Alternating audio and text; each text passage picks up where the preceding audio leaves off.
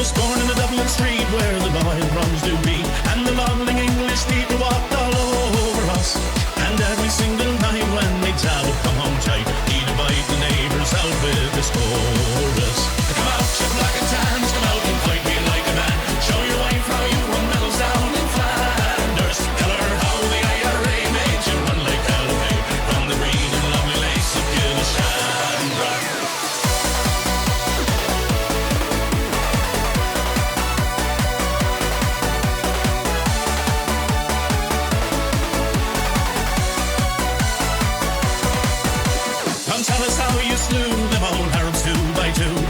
full of say and knives and bows and arrows. But how brave do you face one with your 16-pounder gun?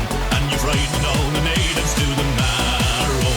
Come out, you black and tans, come out and fight me like a man. Show your wife how you won medals down in Flanders. Tell her how the IRA made you run like hell away from the green and lovely lakes of Gilshandra.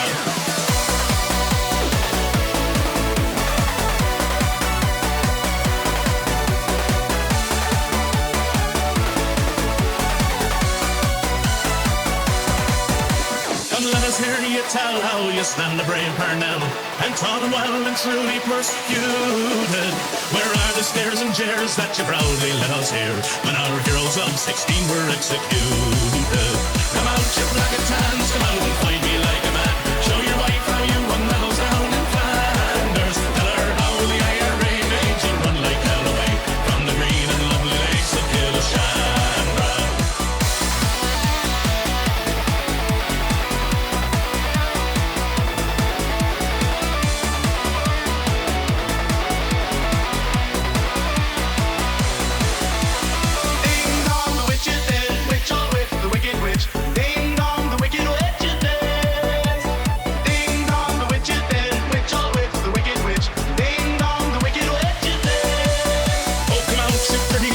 Damn, it's rare that I actually like start before, you know, the famous drop comes in from this tune. How are we doing, chat? What's going on? What's good? It's Monday. Oh, that's right.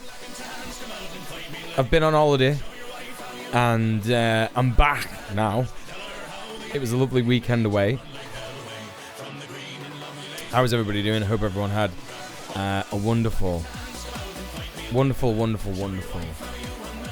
weekend. What did you get up to? I missed you dearly, as I am wont to do most of the times when you're not here. Here it is. Majesty Queen Elizabeth II.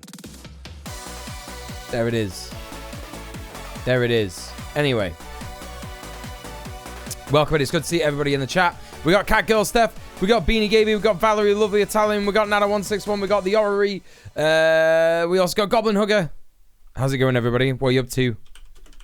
How was your weekend? Yeah, I went away with my partner, and we basically yeah, just had a really relaxing time in this little cabin in the woods thing. Very, very cheap, very, very affordable. And I was helping to look after my mum's dogs because she was away. She went down to London, and yeah, one of my mum's dogs. I've been looking after my mum's dogs all week with my gran, but she needed an extra weekend's help because of having to go to London. Yeah, one of my mum's dogs is a miniature schnauzer, and just absolutely terrified of like any kind of like fart noise that's made with the mouth specifically. So like if you actually like fart through your anus, it's not bothered at all. It doesn't even flinch. But anything remotely like or anything like that, it's like you've just committed a war crime. She's so incredibly upset. It's just really, really, really funny. I have no idea why it's like that. I was sat there and I was just chatting with my partner, and then I said poo, like a little bit like more, I don't know, excited than I normally say it. And I just saw the dog out of the corner of my eye, just went like that. And I was like, what the fuck? What's happened to you? Did someone like hold her down and fart on her? It's really fucked up. So yeah, it is funny. It's funny and sad. It's like a mixture of, you know, and some it's like sad, but it's also really funny. So yeah. My mum has a schnauzer too. They're goofy. Oh hell yeah. Yeah, very, very goofy. She'll be like that, and she'll like go and hide behind her big sister, the other dog. But then like if you just go and pick her up and like I was putting the dog in between us, and she just like fall asleep. She's like completely relaxed. It's so funny. So ridiculously funny. Hey Johnny, how's it going? Good to see you. Good to see you. Ori says my weekend was alright, just running TTRPGs as normal. I hope that was a good weekend then. Fantastic. Yeah. Come on, Barbie, let's go, Barbie. We're doing it again today. We're finishing off the Ben Shapiro Barbie movie critique thing. He's just so wrong about everything. Like, that's what I remember from last week when I was doing this on Thursday. He's just so wrong about literally everything. You know, there are like little nuggets of truth in there, but they're completely skewed to Ben's ideology, which is just standard for him, isn't it? So yeah, that's what we're going to be covering. What else can I say to you? I did a tiny YouTube edit of the thingy, the whatchamacallit, the McLaren guy TikTok. So if everyone could like go and like that and comment on it and all that stuff, share it, tell your friends, you know, that would be ideal. That would be very ideal for me. There's a link to it in the chat right now. Steph says, I'm doing science for dinner. 2 corn burgers, 1 in a bagel and 1 in a tortilla wrap. That is science. That is science. You're doing great science for the world, Steph. Everybody salute Steph. She's doing great stuff for the world. Thank you. I did science last night. It's not really science, though. It's a tried and tested method. I made my partner a vegan roast. So basically everything vegan from scratch, you know, not used anything. Well, not from scratch, because the pastry, the vegan puff pastry that I got was not from scratch. But it was very, very good vegan puff pastry, to be honest, because I've had some vegan puff pastry before and it's been very shit. Like the vegan puff pastry at Greg's is like that. But the one I used last night for vegan Wellington, which was very, very good. Basically just like caramelized some onions, got some chestnut and some button mushrooms, got them nice and soft right down, reduce them right down, you know, to the very, very small, very, very tiny. And then stick some spinach on there, bit of spinach, and then mash up a bunch of cashews and walnuts, bit of herbs, salt and pepper, you know, fry them up, and then whack them in a fucking Wellington. Just put some vegan butter on the top of it so it doesn't burn. Very, very good. It was really nice. And then I made some gravy from like the veg in the bottom of the pan that was roasting. The one mistake that I made is that there wasn't enough gravy. So like normally what you do when you I've just realized that this music is really loud. I'm sorry, chat. Just give me a second to turn that down.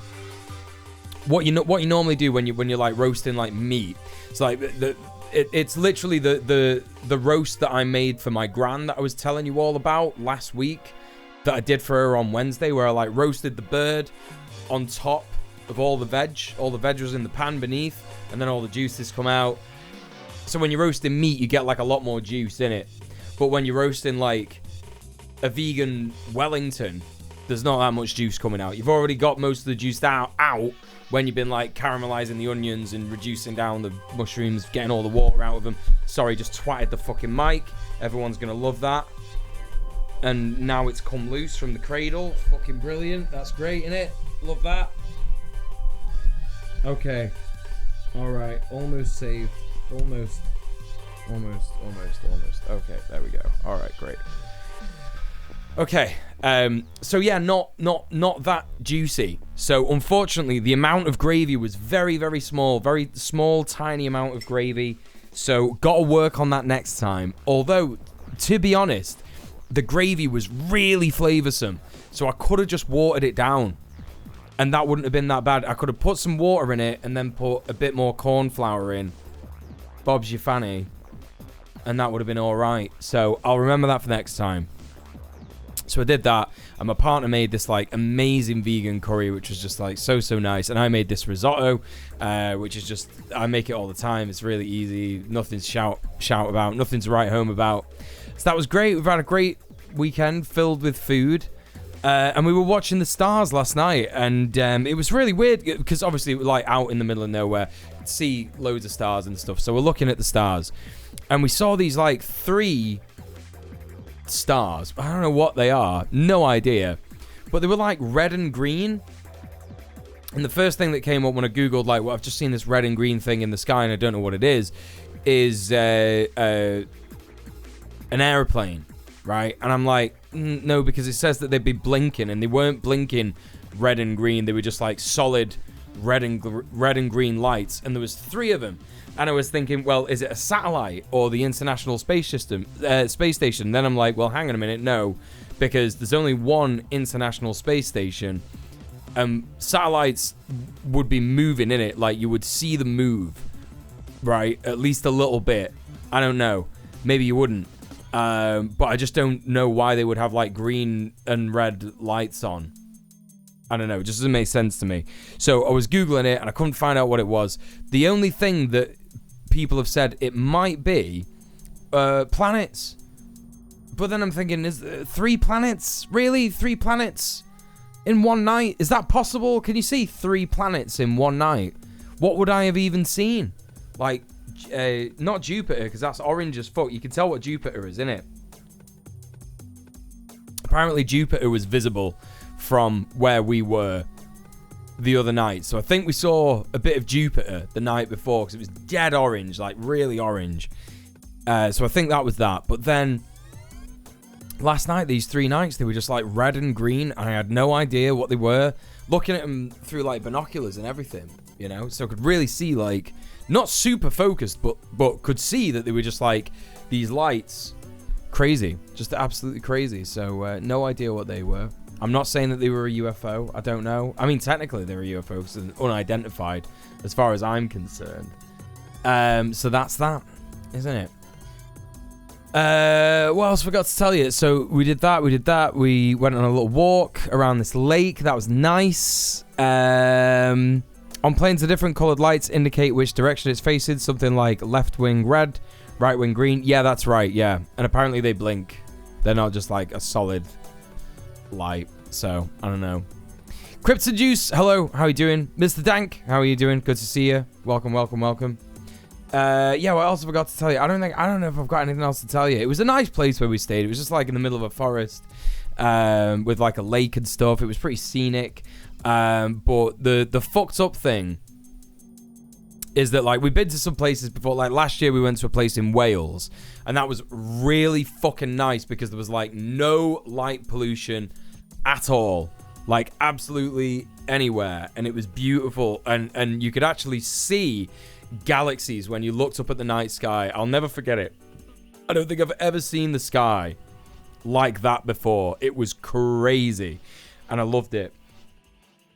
But at this place where we were, because it wasn't that far out, certainly wasn't in Wales, there was just so much light pollution. You like look one way and you could just see on the horizon this like green, and it's like, oh my god, how do people even sleep in cities? That's what it got me thinking.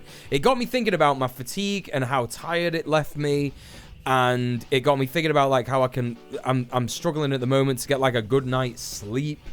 And I'm just thinking like cities are just we're just not meant to live like that at all. You know, I think constantly about that one tweet where that guy says, we weren't even supposed to know this many people existed, let alone what they were thinking. I think about that a lot because it's kind of similar in the way that, like, yeah, we weren't supposed to, like, live in these, like, weird urbanized areas where, you know, there's just loads and loads of smog and light and all that shit. And it's like, fuck me. It's just so obvious when you see it. Like, these big, like, on the horizon, these, like, big green glows, and then in like an opposite direction, like an orange one, and it's like, fucking hell, so bad. It must just be so bad for the brain.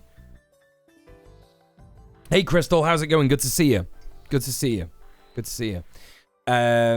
So yeah, that was that. And then yeah, no, not much else to say. It was just a weekend, you know. We weren't there for too long, just a weekend. Hey Adam, what's going on? Welcome in. Okay, listen, chat, it's time. I've been live for a little bit now. I've been live for about 20 minutes. I want to get this done. I want to get it over with. I'm sick and tired of hearing his fucking voice. I hate the guy. Strap yourselves in because we're jumping into the politics category. We're jumping into the politics category. Now, what I hope that that one guy comes back. I don't know if you all remember him, but I'm going to bring him up on the screen for you so that you can all see, because I remember his name.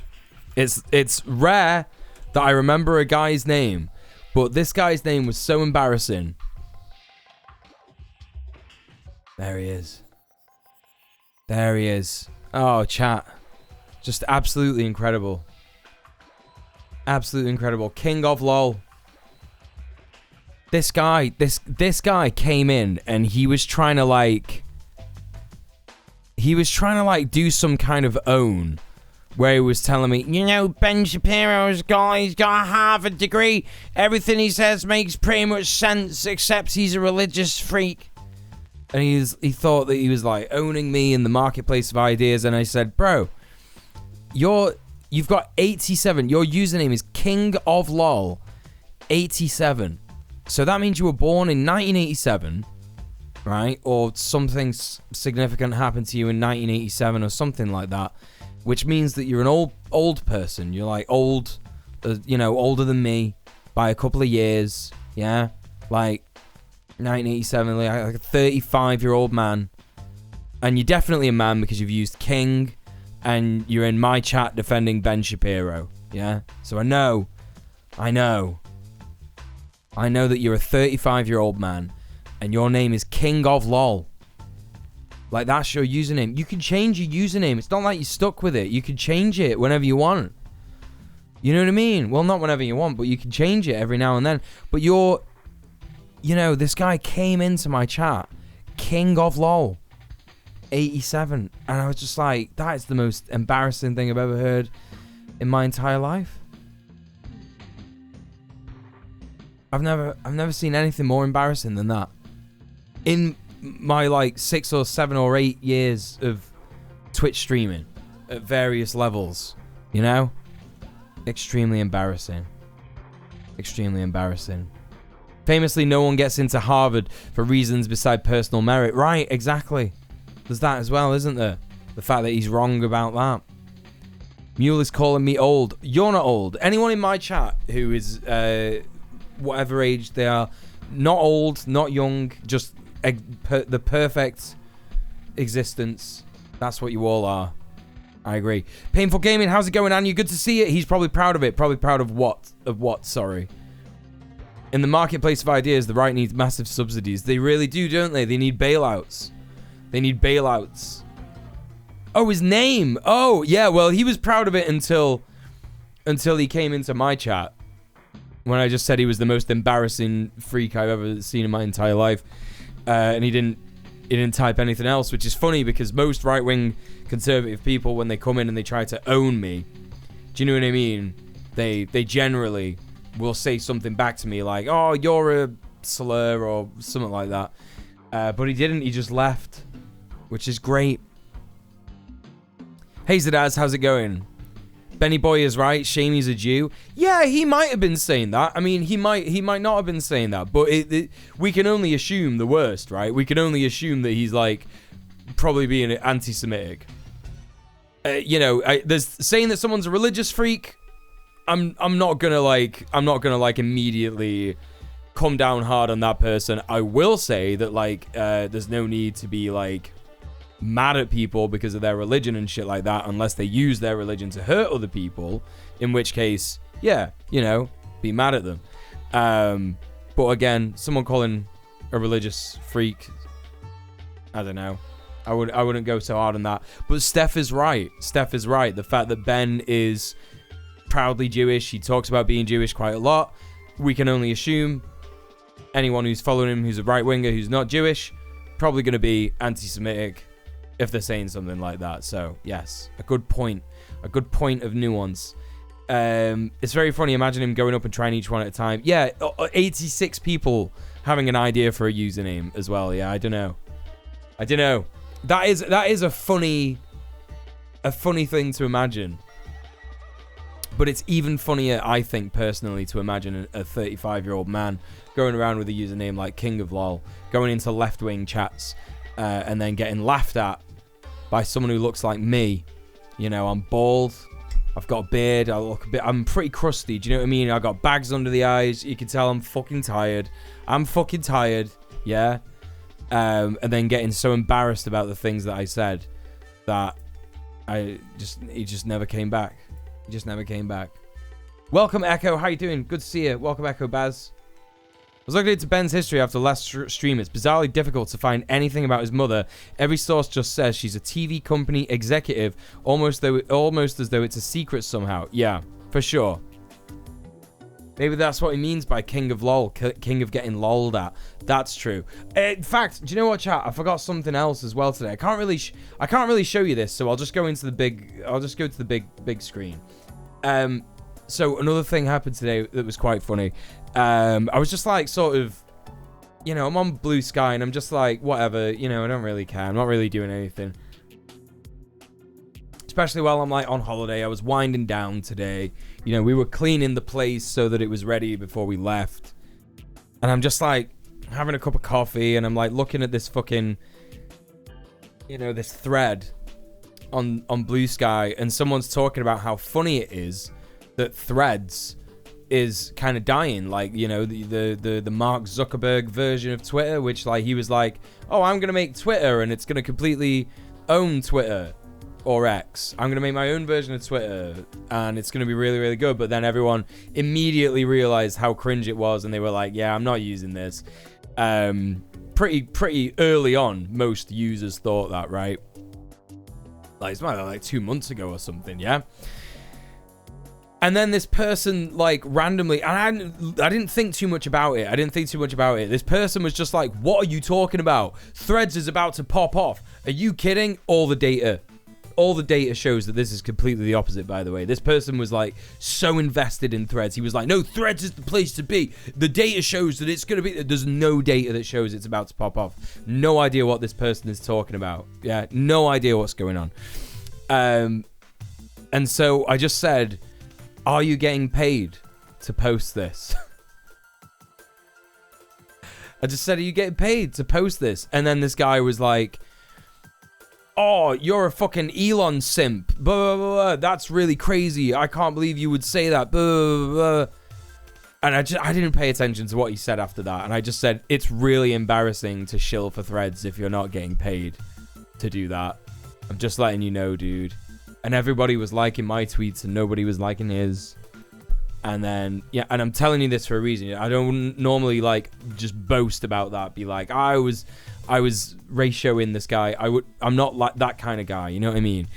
But, yeah, he called me an Elon simp because he thought I was defending Twitter for some reason. I don't even know what the fuck he's on about. He doesn't know anything about me. He's just assumed all this stuff. So anyway, he's going on about that. And then I'm like, it's really embarrassing that you this, that, and the other. And then he said, and I've never read anything more insane than this.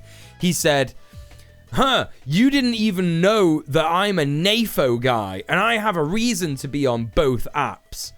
And I'm just there like, what are you talking about, bro? I don't know much about these NAFO guys. I just know that they're, like, pretty cringe and, like, I don't know what else. There's something about Nazis. I don't know. I just thought it was really weird. And so he was like, I'm a NAFO guy. You didn't even know that. What the fuck's going on with you? And then I looked at his profile, and his profile said something like, I've been bopping tankies. It's really funny. It was really funny. And so all these, like, embarrassing posts. NAFO, I think, is like, it's some kind of, like, they really, really love Ukraine, and, you know, I don't think it's good or productive to sit there and talk about, like, how bad Ukraine is as a country and stuff like that when framing it as an aspect of the imperialist invasion by Russia, because I think that two things can be bad. I think that, like, over nationalistic support of Ukraine and support of their, like, you know, military is cringe, and also I think that, like, distracting from the fact that they are facing an imperialist invasion from Russia by, like, talking about how many Nazis in their army is also bad. Like, I think that these things you can have a nuanced opinion on this stuff. So, but anyway, I think that like these people are specifically people who are like, they love Ukraine. They love Ukraine so much they make it their entire personality. I'm pretty sure that that's what NATO means. Something like that. Like they defend NATO countries, even though Ukraine isn't like a Ukrainian. Even though Ukraine isn't a NATO country at the moment, or something like that. So I think that's what he is. So he was boasting about that. Like it's just like really obscure shit. I don't even know what they're on about. Do you know what I mean? I don't even know what the fuck they're on about. They're saying all this stuff, and then I just posted. I can't remember what I posted because they deleted the thread, and they were like, they said so all this stuff, and I just said, oh, that was even more embarrassing, or something to that effect. And then he quote tweeted me, this guy, and was like, look at this fucking idiot. And like 2 people had liked it or something. And so I just replied to him and just said, damn, all your homies came for me, man. Like, that's pretty sad. Like, oh, I guess I'm really owned. And then he just blocked me. Okay, let's have a look at this. The North Atlantic Fella Organization. That's cringe. That just calling it that is cringe on its own. Is an internet meme and social media movement dedicated to countering Russian propaganda and disinformation about the 2022 Russian invasion of Ukraine. It has been categorized as a form of information warfare. Well, I think countering Russian propaganda and disinformation is very good. I think that that's really, really good. But also, like, again, you're not like, I don't know. There's just something very, very, very, like, weird about it and cringe. Imagine being so brain rotted that you name your group as a meme version of NATO. That's what I mean. It's like, NATO is, like, not a good thing. I don't know what people are talking about. Like, I know that NATO has benefits for, like, Eastern European countries when, you know, preventing things like an invasion by Russia, for example. I know that, like, even Ukrainian anarchists have said, like, we really could have done with that NATO membership. You know what I mean? Even though they completely disagree with the NATO and its history and shit like that. It's like, what would you call it? Like a lesser of two evils kind of thing. I don't know. Anyway, in the grand scheme of things. So, but again, like, just if you know what NATO is and you're like a leftist in any fucking stripe of any stripes, you're just fundamentally loving imperialism, aren't you? You're loving imperialism, and you're loving the fact that, like, NATO actively, like, tried to decommunize a lot of communist countries. They did a lot of, like, warfare against communism. So just very cringe, you know. Anyway, so that was another thing that happened on Twitter today. Not on Twitter, on Blue Sky. And I thought that was very funny. I thought I'd just mention that. There you go. Another little bit of content for you. You love that, don't you? Want to give you a bit of content. I didn't have to do much. I didn't even have to do much because that guy was just funny on his own. I just didn't even, like, you know? Anyway. Chat, we're moving on. We're gonna check out the rest of this video. It's time to get mad. Is everybody ready? Is everybody ready for getting mad at Ben Shapiro? I can't really remember, like, where we are or where we're up. Oh, he just, like, the thing is about this video. Okay. I need to just prep people. If you weren't here on Thursday and you don't remember this bit, like what we're sort of doing here, and you don't remember this video, you've not seen this video on anyone else's streams or anything like that. Ben Shapiro made like a critique of the Barbie movie. Calling it a critique is a bit of a reach, to be honest, because it's just so bad. It's bad in loads of different ways. The main way that it's bad is that he thinks that the Barbie movie is something that it isn't, right? That's his main criticism, and so just by that being his main criticism, he's fundamentally incorrect, right? Because he just has no idea what he's actually talking about. But the second thing of, like, other stuff that he gets wrong is all the stuff that he thinks he knows about films, which is really funny.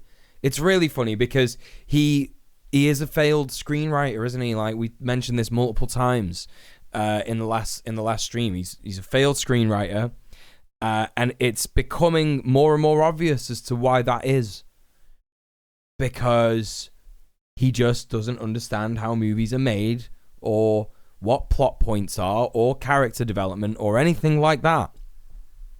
And he is, as the title is proving, a complete melon. He really is proving to be a complete melon. So, anyway, let's crack on. It's time to watch some more of this and get mad, Ben Shapiro. To actually sit down with them and be an adult in the room, and no one was there. So, at this point, America Ferrera and daughter decide they've given up on Barbie because Barbie won't fight for herself. And so they take off. And Michael Cera, for no reason, is in this film. And he's in the back of the car, and we don't know why. Yeah, Again, this is just some like absolutely bullshit framing. He's like, Michael Cera is in this film, and we don't know why. It's clearly explained. He is like a discontinued friend of Ken, who is called Alan, who is super queer-coded. He just wants Ken to notice him and shit like that, so he allies with the Barbies. It's very obvious what Michael Cera's character is. Very, very obvious. There's no creative energy within his soul. Weirdly, people who want to take the world at face value make bad art. Yeah, they really do. Kind of impressive that despite the TV executive mum and the Harvard degree, he failed as a screenwriter. I know. I'm just desperate to know. I'm desperate to know who his mum is and like what she's worked on. Like, is his mum so embarrassed at her son that she like refuses to be mentioned in his Wikipedia page? Like, who is she? Who is she and what's she done? I appreciate you doing the research, by the way.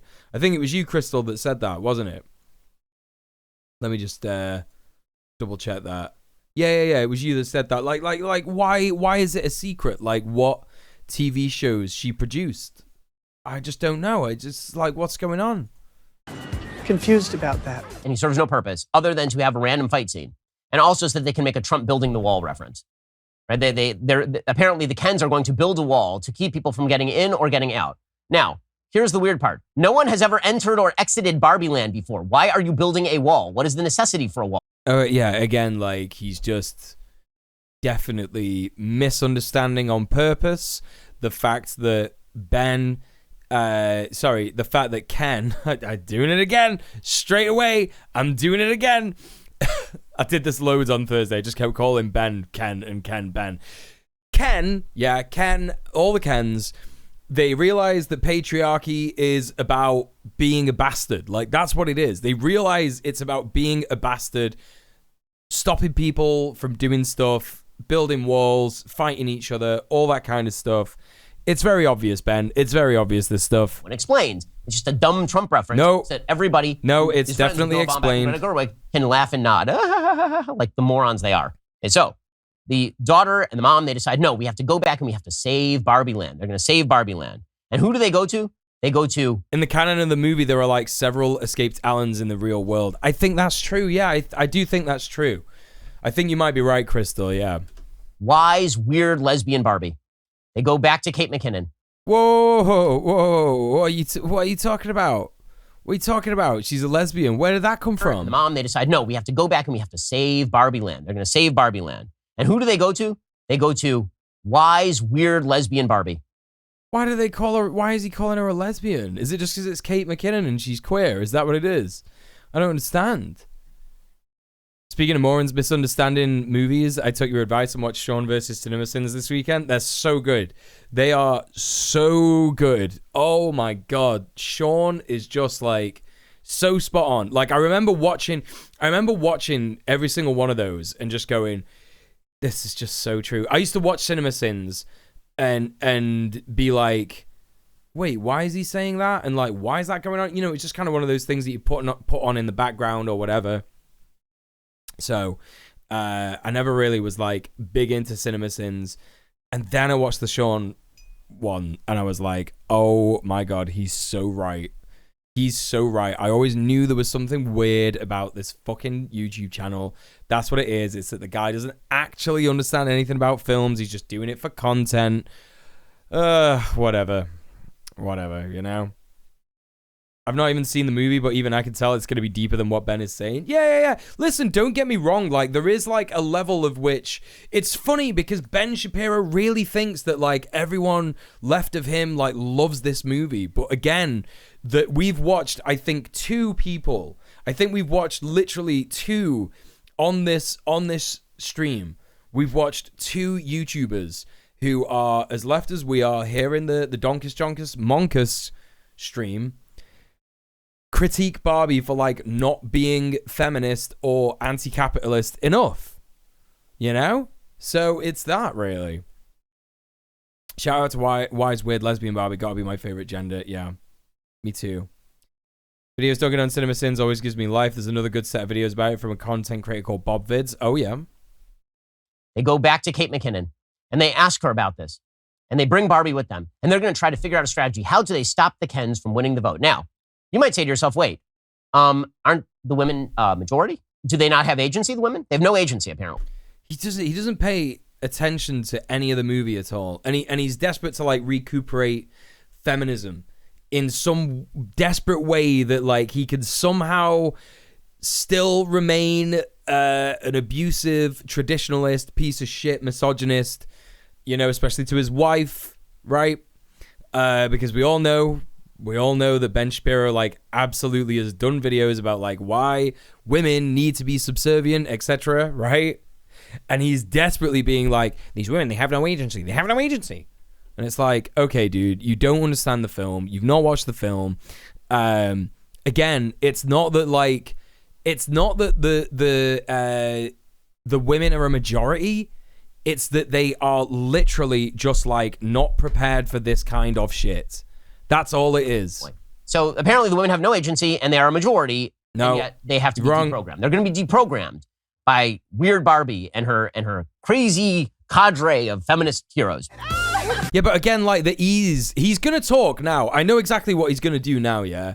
I know exactly what he's going to do. He's going to say, oh, and they do this half-baked plan, and it just works. Why does it work? Because it has to work, because the movie says so. Like, it's going to be half-assed bullshit, dog shit criticism. And I know he's going to say this without even remotely thinking about what he's just said. So what he's saying here, yeah? What he's saying here is that, oh, it makes no sense. I thought the women had agency, and I thought the Barbies were, like, a majority. So why was it so easy for them to, like, change their minds when, like, the actual fact of the matter is they just have never experienced anything like this before. So they're just like, they're like quackers in it. You know what I mean? You know, quackers, the little, you know what? This is an excuse to show people quackers if they don't know what they are. If you don't know what a quacker is, quackers are these, like, cute little animals, but they have no natural predators. So you could just walk right up to them, you can pet them, it's fine. They're a wild animal, and they just, like, will give you little kisses. They won't bite you and shit like that. These little dumbasses. Like this is the Barbies are basically this in the movie. That's all it is. But they're far more intelligent than quackers because they get explained stuff and then they're like, oh, I get it now. Right, okay. You know what I mean? Yeah, they're just like little head empty people. That's all it is. Because they're toys. They're fucking toys. Again, like, this is, like, the fundamental thing that, like, Ben isn't getting about the movie on purpose, probably, let's face it, is that they are toys. Like, that's the whole bit. They're just toys. They don't understand the real world, so that when Kens come around and they're like, oh, patriarchy, actually, that's really good, the Barbies are like, sweet, let's give that a go. Ken's never had an idea before. Let's give it a go. You know, it's just so dumb that he thinks that, like... And what's really funny is that he's desperate to equate Barbies with women in the real world, right? That's kind of his whole shtick here. He's kind of, like, giving it the, like, well, you know, shouldn't, if they're women, shouldn't they be, like, empowered and blah, blah, blah, blah, this in this feminist movie? And it's like, you are not getting it, bro. Like, you have not even remotely absorbed, like, the tiniest bit of this. The tiniest bit of this. I honestly, like, Ben Shapiro, imagine having the life of Ben Shapiro. He gets paid, like, £1,000 or some shit to, like, sit through the Barbie movie and just, like, not pay attention and write some half-assed fucking notes. He's got his, like, notes there and he's, like, pretending that he's written down, like, loads of stuff. But I guarantee he didn't. He was probably on his phone for like the majority of the movie. Like that's definitely what he was doing. It was like, it doesn't matter. I'll just make something up. Hey, Gumma Master, how you doing? Welcome in. I love you guys. And this is when we start getting into the real. You think it's propagandistic so far? Oh man, wait. Here is where we get into like the real meat of it. Okay, so we end up with Barbie complaining. She's complaining to Weird Barbie. And she says, oh my God, they've brainwashed all the other Barbies. She says, quote, either you're brainwashed or you're weird and ugly. There is no in between. And Weird Barbie says, tell me about it. And this is the perspective of the film. Either you're a third wave feminist kook who hates men, like truly hates men. No, dude, that's you. That is literally you. Oh, hey, Prince, how's it going? Oh, I've missed some people coming into the stream. Hey, what's going on? Did I miss anyone else? Who do we got? Did I miss you? Yeah, I missed Prince Infidel. Anyone else? No. I don't think I missed anyone else. Okay, we're good. We're good. Okay, good. Right.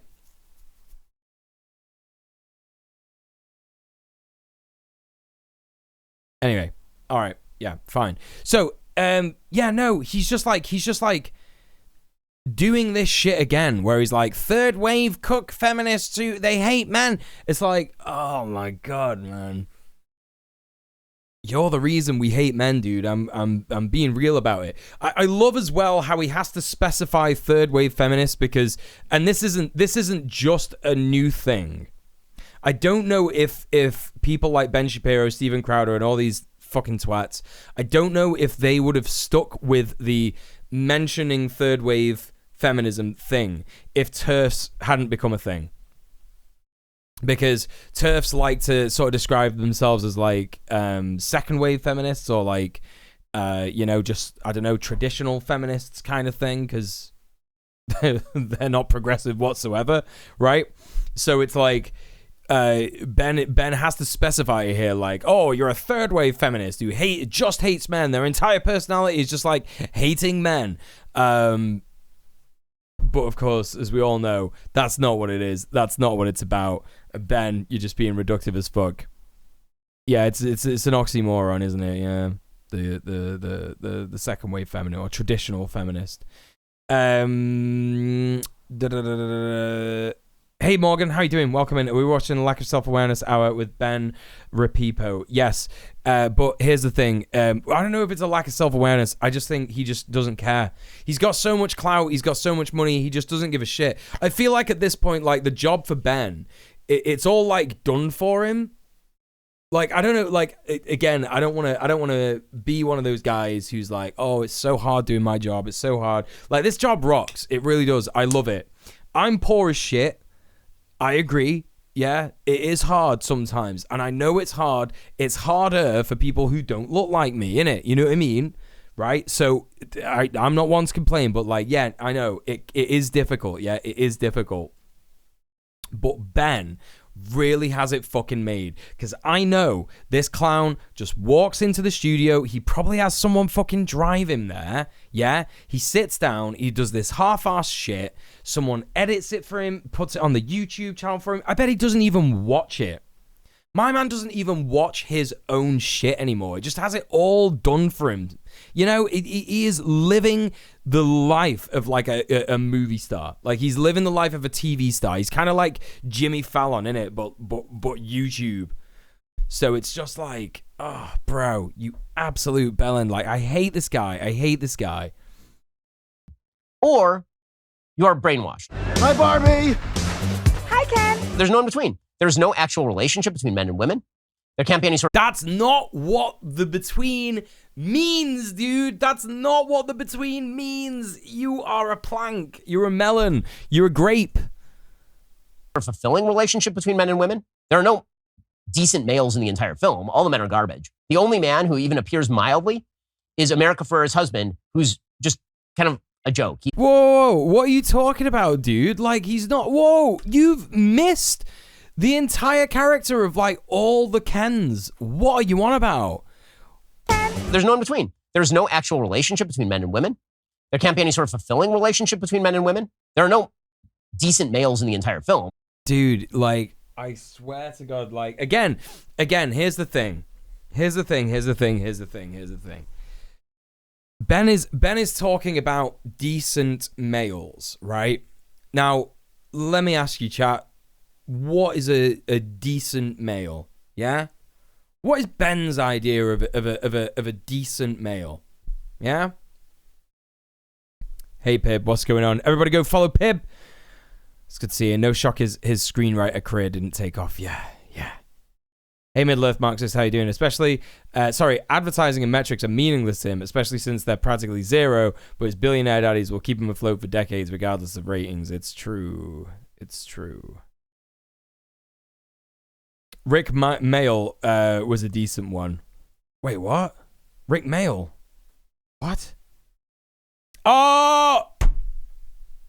Okay, wordplay. Yeah, all right. I get you. All right. A satisfied pile of secrets. Miserable little pile of secrets.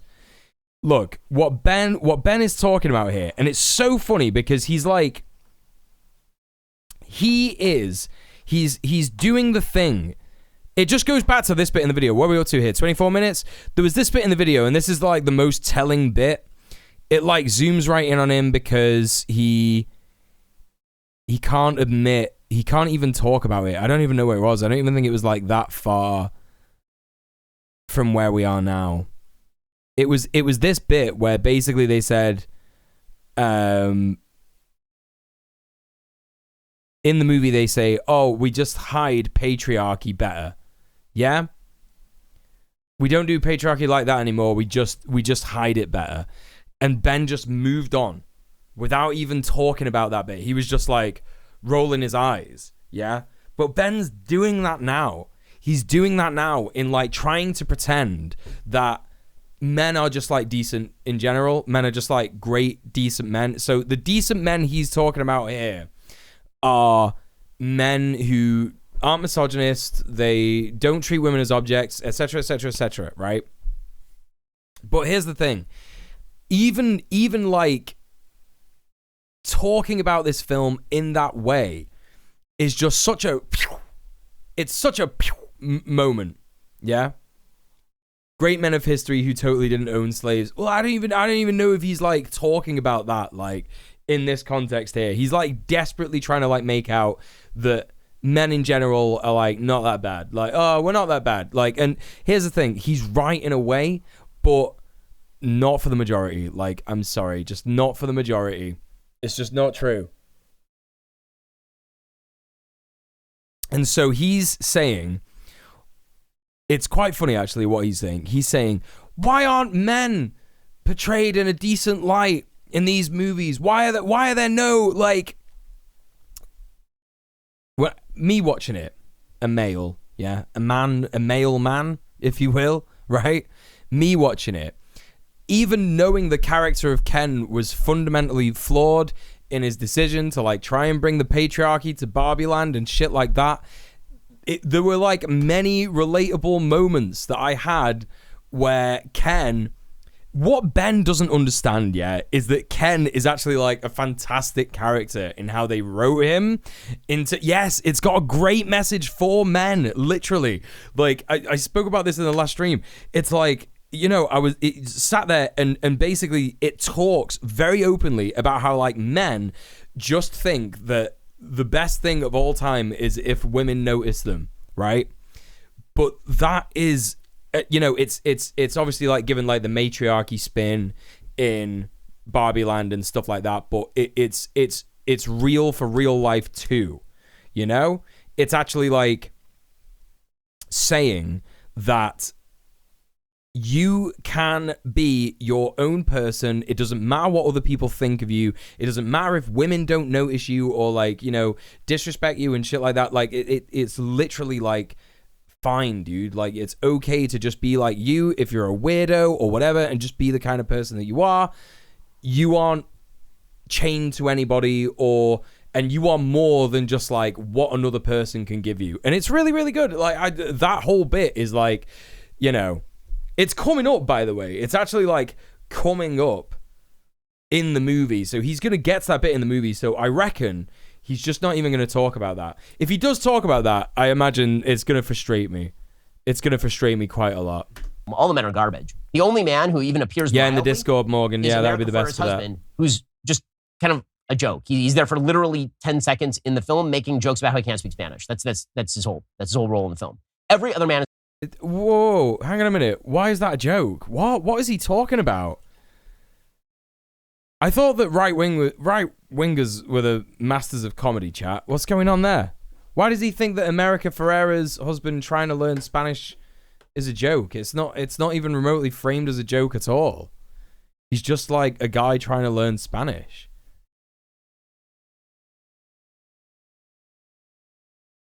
You know? There you go, Morgan. There it is. Ben, we have to set up the dystopia in which the film takes place. Yes, I know it's fucked up that in Logan's Run they execute everyone when they reach age 30. That's the point of the damn film. Mm-hmm. Yeah. He just doesn't understand. He just doesn't understand cinema. Just doesn't understand it. In the film. Everyone. And so, this is the perspective of the film. But again, like, I wouldn't even say that every single man in the film is a piece of shit. Like, he's being, like, very, very, like... He's like, oh, they just paint all these men as a piece of shit. It's like, yeah, a lot of them are like pretty bad, but like I wouldn't call like all of them a piece of shit. Like, again, he's just like not paid attention. It's so fucking funny. When you come right down to it, either you are brainwashed or you are weird and ugly. Yeah, but he like doesn't get that. Is he gonna get that? Are you gonna get that? And Barbie's like, yeah, that's what Barbie says. I mean, the only decent male is Alan, who apparently wants to wear pink and probably is supposed to be gay. I mean, I think it's supposed to be pretty clear from the film. Although, really, the take of the film is that all the Kens are gay. That's really the take of the film. Is that Whoa. Prince says, honestly, I felt they went pretty easy on men and the patriarchy overall. Me too. Oh! My fucking light just fell over. I gotta stop smashing the desk. I gotta stop fucking hitting the desk, chat. Oh my Christ. Oh! Chat, it's all coming down. Oh my God. Oh!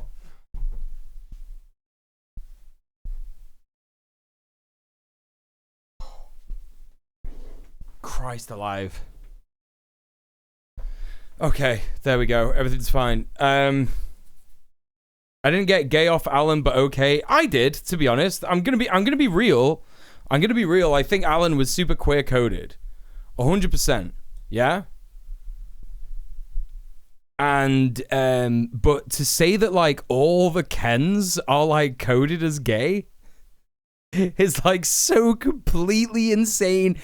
What are you talking about? No one ever says that in the film. Like, is he saying that because they're all twunks? Is that what it is? They're all like hairless twunks. Is that what he's saying? Because like, you know, I don't know, man. I think Ben needs to do some introspection if that's what he's saying. I thought you were embracing chat for getting it. No. My light nearly fell over. Chat, please give me money. Chat, stop my entire stream from falling apart by giving me money. Oh my God, this is the last week that we've got to hit £600. It's literally the last week, and I'm not even live tomorrow, chat. I'm not going to be live tomorrow because I'm doing a fucking committee meeting. We need to make Blood Rain happen. No, sorry, Pib, but that ship sailed last week because I said if we hit £400 by the end of the stream on Thursday. We didn't get there. That ship sailed. I'm sorry. Blood Rain's not happening. Maybe another time. More feels and folly. Hello. Welcome in. Ben, as someone who hasn't done self-analysis, should be able to empathize with these characters. That's the biggest thing that annoys me about this. I agree. Like, this movie is literally made for men like Ben. Right? So bad. I guess I just read Alan as a nice guy, but also I didn't think it was an important point either way. Ben hyperfixate because Ben, yeah. It's very capitalist recuperation of radical feminist messages, laid with the irony of self-awareness of a corporation. Yep, I agree. Morgan. Dancing means gay. Yeah, that's how he's seen that. Hairless men dancing with each other with no beard, gay. Yeah, that's what it is. Hey, this Dungeon Sub Boss, how you doing? It's really baby's first patriarchy critique, and even that is too much for absolute silly billies like Ben. I agree. Yeah. Queen Bib! Fine, I'll hoggle the Ben Kingsley best acting MY ha ha ha. Thank you so much for the £20. Thank you so much for subbing off Twitch. Thank you so much for supporting the stream. Okay, listen, chat, how about this? If we get to £500 tonight, then we'll watch Blood Rain. Triple feature movie night instead of double feature movie night in the Discord. How about that? How about that? Anyway. Give him money or he knocks down a light again and starts a fire. Oh my god, don't say that. Fuck me. They're not actually trying to have sex with the Barbies, so clearly that means they're not sexless dolls, but obviously gay. Right, this is the other thing as well. It's like, there is a bit in the film where Ken says, I was hoping I could stay over tonight, and Barbie's like, and do what? And he goes, I'm not sure, actually. Because they don't know. They're dolls. They don't get it. Like, both of them don't understand. They have this, like, it's actually, like, very fucking smart, because if you take, like, you know, how men and women interact with each other in the patriarchy, yeah? In the real world, it's like, if you really strip it all down and say things like, oh, let's hang out together tonight. And someone else will be like, why? And be like, oh, I don't know, actually. Like, that is literally, it's like how the patriarchy and how cishet patriarchy, monogamous world that we live in is seen by, like, young people. You know what I mean? This is why, like, he's talking about, oh, it's a movie for kids and I don't get it. Of course you don't, you absolute melon. Of course you fucking don't. Because you're so lost in the source of what you think the patriarchy is, what you think men are, etc., etc., etc. You just can't handle the fact that this is a very well-delivered message to kids. Again, you know, adult leftists are not going to be particularly happy with it or think it's perfect, but they're not going to be sat here going like, it's the worst thing ever. And also, people like you, adult conservatives, think it's the worst thing ever, because of course you do. Of course you do. Ben will later say that the movie tried to demonize Ken's straightness. I think you probably are correct. You know? That's so true. I was encouraged into relationships at 8 years old because our parents thought the boy and girl was so cute. Right, exactly. This is the thing. Like, gender is forced on us. Relationships are forced on us. All this stuff is forced on us. And if you strip back, like, all the bits that make the patriarchy, the cis heteronormative monogamous patriarchy, what it is, you have this, like, very, very basic understanding of, like, what it is. And through that, it's really easy to poke holes in it, yeah? And then, if people go from there to actually, like, further critique the bits and pieces that make it all up, fantastic. You know, like the white supremacy, the colonialism, the capitalism, etc. I feel like a better critic could analyze the psychosexual implications of men and women in the Barbie universe not having genitals. Whoops, did I disappear at my own ass for a second there? No. I think you're right. I think you're right. Like, absolutely. It's like, yeah, really, really, really important to read this in, like, many different ways. But again, like, Ben, he's not going to do that.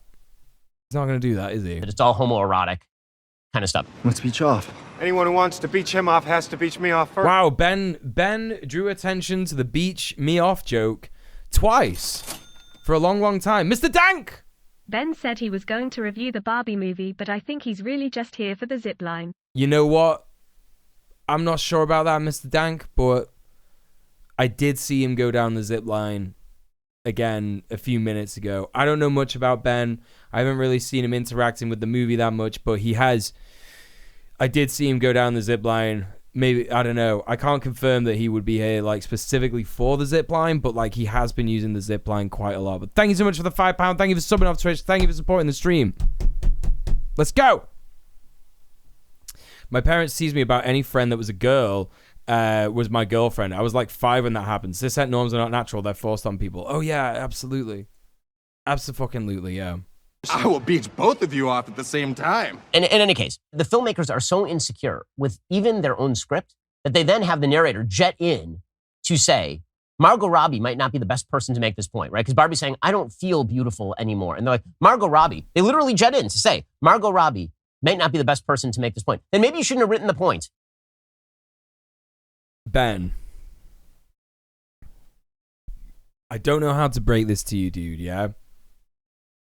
But the point, yeah? The point was that women, no matter how aesthetically pleasing they are under the white supremacist ideals that has been set up, yeah, into... Did we skip ahead 50 minutes of the movie? He just keeps bouncing back and forth. He keeps doing shit like that. Don't worry. We're still on track. Don't worry. The point that the movie was trying to make at that point, that it doesn't matter how aesthetically pleasing you look under the image ideals that are set up for us under white supremacist colonialist society, yeah, that the patriarchy will make you feel disgusting, yeah? Yes, even gorgeous people feel inadequate under the systems that oppress us. That's literally the point of the movie. The only reason that the fucking narrator comes in to say maybe Margot Robbie isn't the right person to, like, you know, write for this role, for this particular line, is for comic relief, because it's a fucking depressing line. You plank. Like, he has just no concept of, like, mood or tone, because that bit in the movie is like, oh my god, like, it gets a little much, you know what I mean? And again, he talks about, like, this is a movie for kids. Then maybe you shouldn't write it like that. Maybe you should not be a writer. Maybe you could do that. Okay. Every time he says shitty writer, I just want to, like, I want to do unspeakable things. Every time he says shitty writer, I just want to, like, it's, you know what I mean? Do you know what I mean? Because it's like, tell us about your writing career, Ben. Look how he's looking down like that now. He's getting frown lines. Award-wishing for screenwriter Ben Shapiro sure knows story. He really does.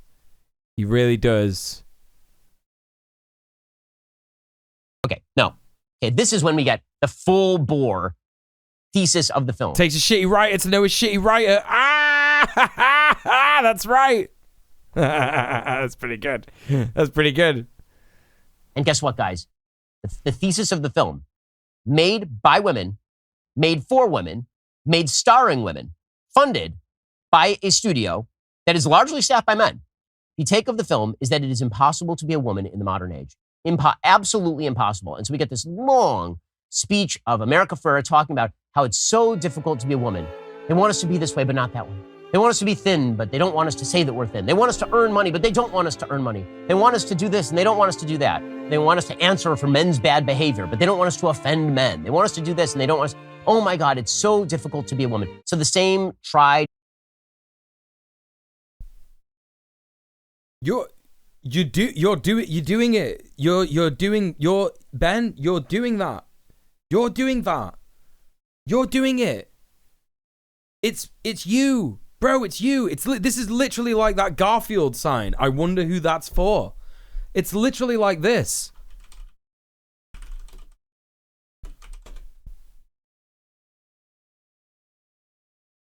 Bro, that moment was for you.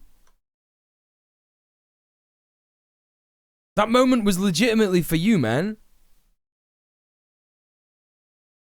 He's like talking about how, like, America Ferrera has this, like, really, really good monologue in the movie where she talks about all the horrible ways that the patriarchy makes women feel, yeah? All the, like, inconsistencies, hypocrisies, contradictions, everything,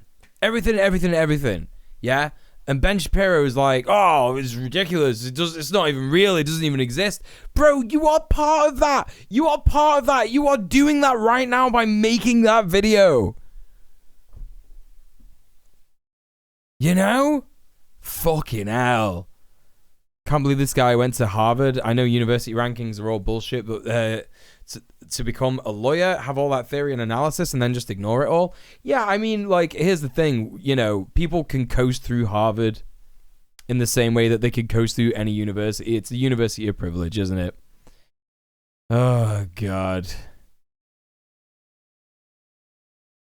How many Barbie movies are there, Ben? Like, just versus, I don't know, James Bond or Batman? Exactly. 26 James Bond films. There you go. This is what somebody who is not Ben Uff would say. It's true. This part will definitely be quoted verbatim in Ben's divorce proceedings. I keep forgetting that Ben is like 39 years old.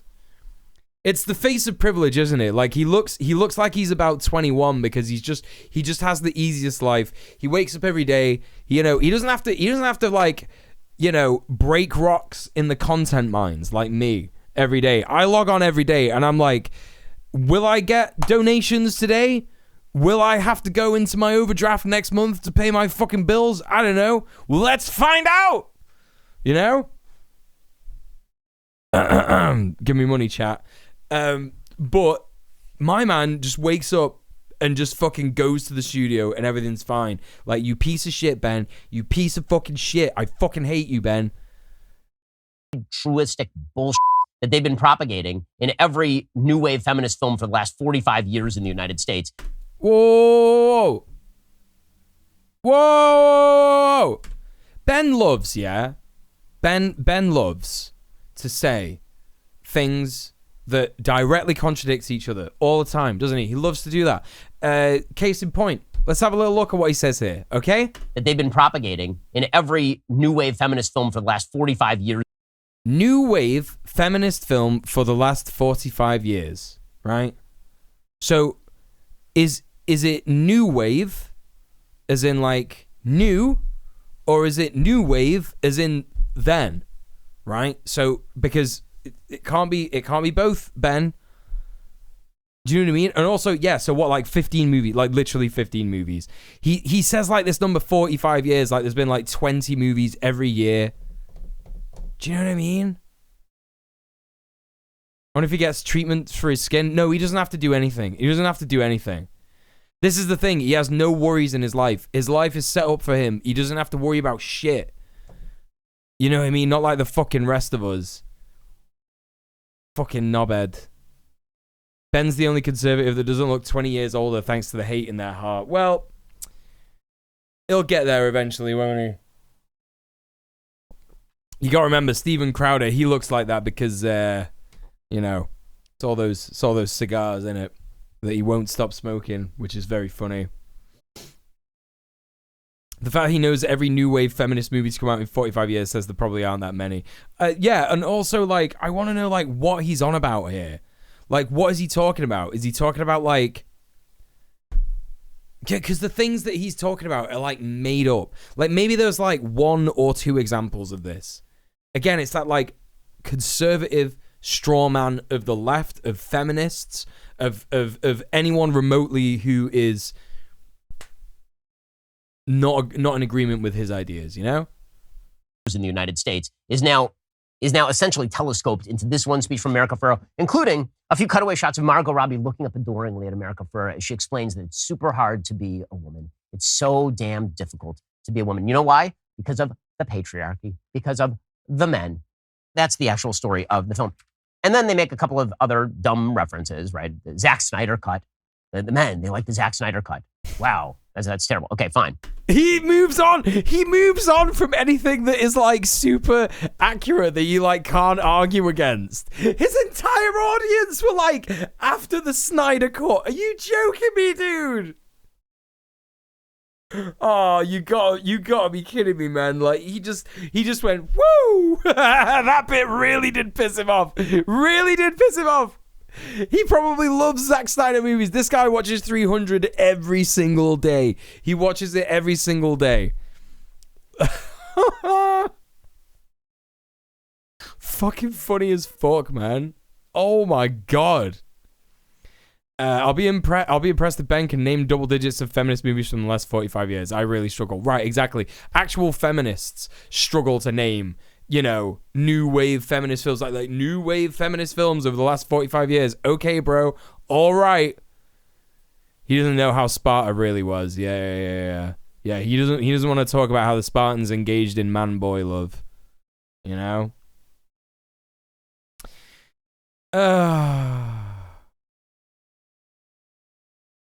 Double digits. How about just one that isn't a rom-com? I couldn't off the top of my head. Yeah, exactly. He's going to be thinking, you know what he's probably thinking of? He's probably thinking of like Tank Girl. That's probably what Ben's thinking of. He's probably thinking like, oh, I remember Tank Girl. And that's it.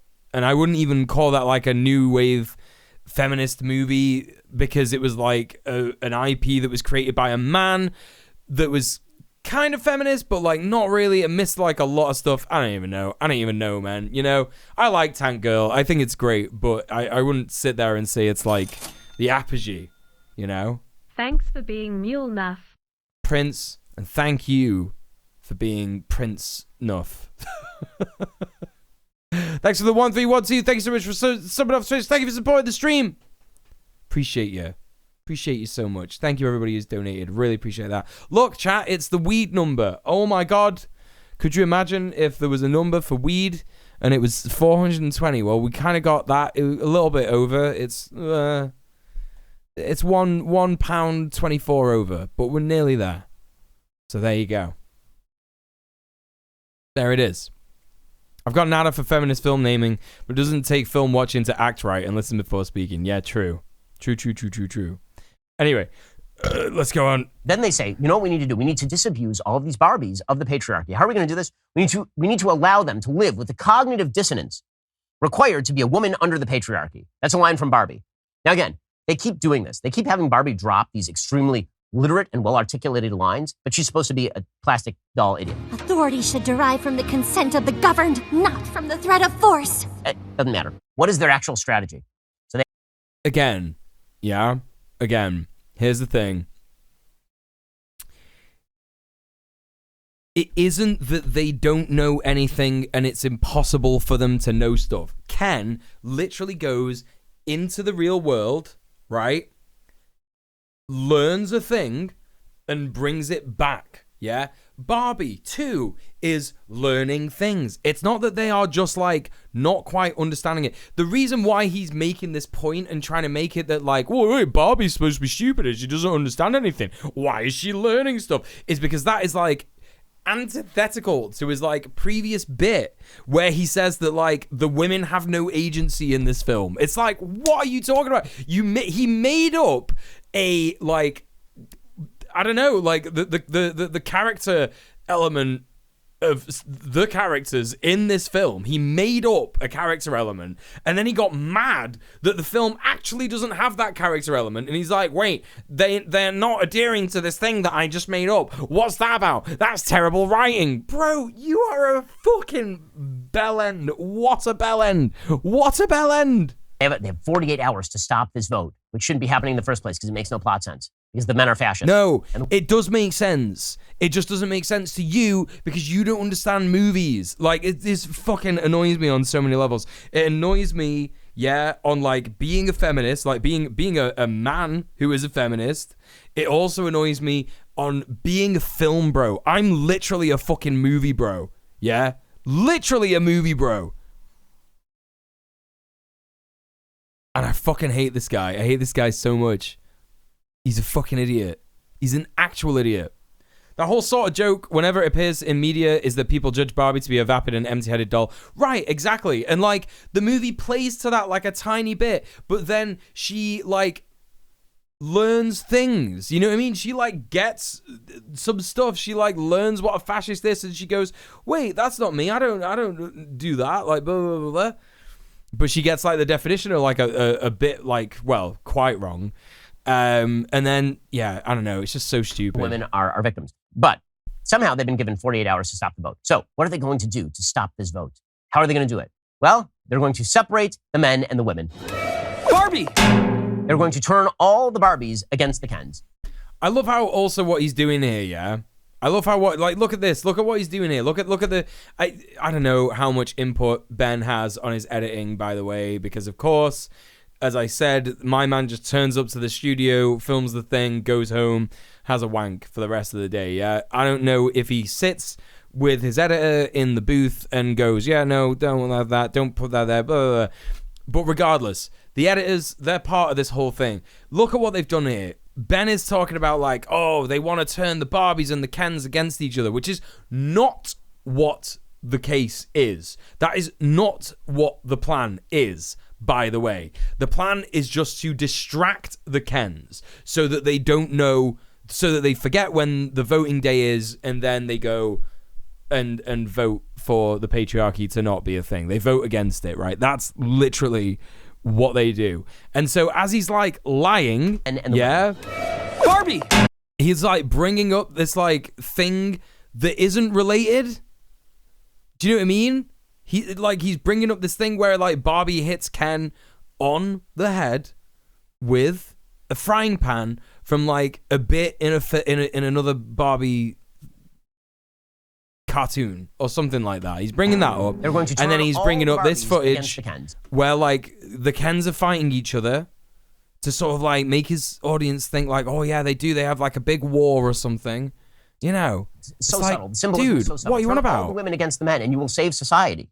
That's not what happens. It doesn't turn the women against the men. That is not. He's just so disingenuous, willfully disingenuous. That's the message that you could be shoveling directly into the brain of your 8-year-old girl if you so choose this weekend. Yeah, like anyone could say that like shoveling something that's terrible that you've made up into the brain of an 8-year-old is bad. Conservatives love doing that, don't they? They love saying, oh, well, I can't believe that they're just shoveling the idea that wearing clothes that aren't specified to your gender under the cis heteronormative ideals we live under is terrible for an 8-year-old. I can't believe that they're doing that, are they? It's so bad that they do this thing that I've just decided is bad, right? Okay, great. Maximum volume. Again, like... so cringe. So they literally say this: get the Barbies away from their Kens. How are they going to achieve this? Well, they're going to... Okay, how is that turning the women against the men, Ben? How is that turning the women against the men? It's not. It's getting the women out of a horrible situation because, again, I don't know why this hasn't been, like, touched upon that much here, yeah? I do know why that is, because it would completely ruin Ben's critique of this movie, yeah? But all of the Barbies under the new, like, Ken patriarchy, they have to, like, serve them drinks. And the president has to, like, sit there and, like, be arm candy for the Kens. Yeah, and shit like that. The Barbies are, like, not having a good time. You know?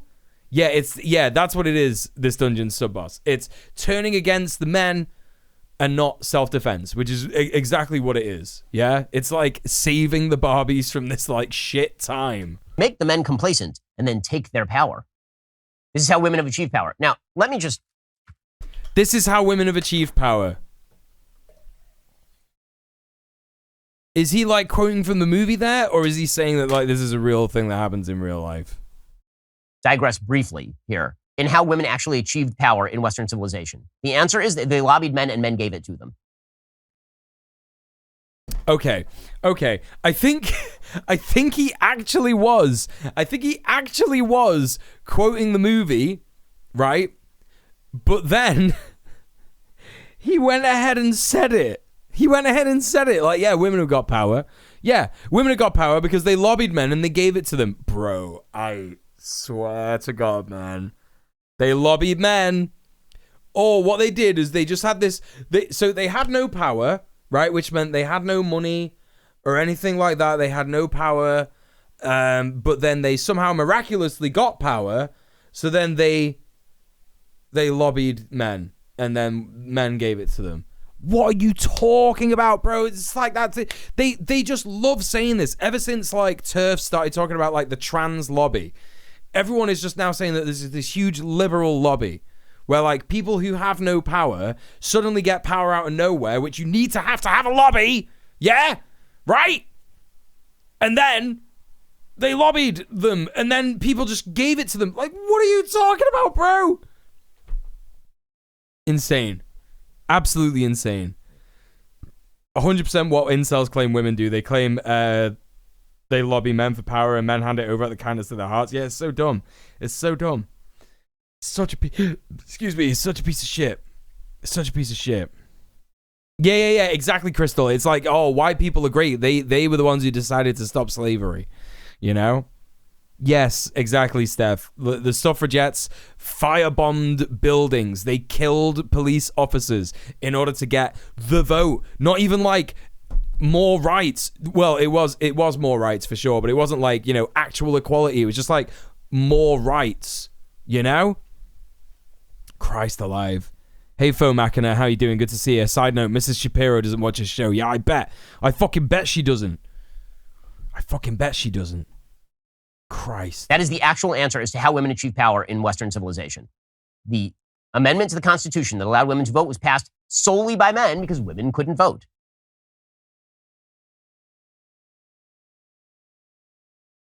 Oh my god, dude. Oh my god, bro. He is such a piece of shit. I thought Ben was a master debater. This is primary school level thinking. Yeah, well, that's because debate doesn't require any actual logic or facts. It just requires you to be a sophist, like SOPHIST.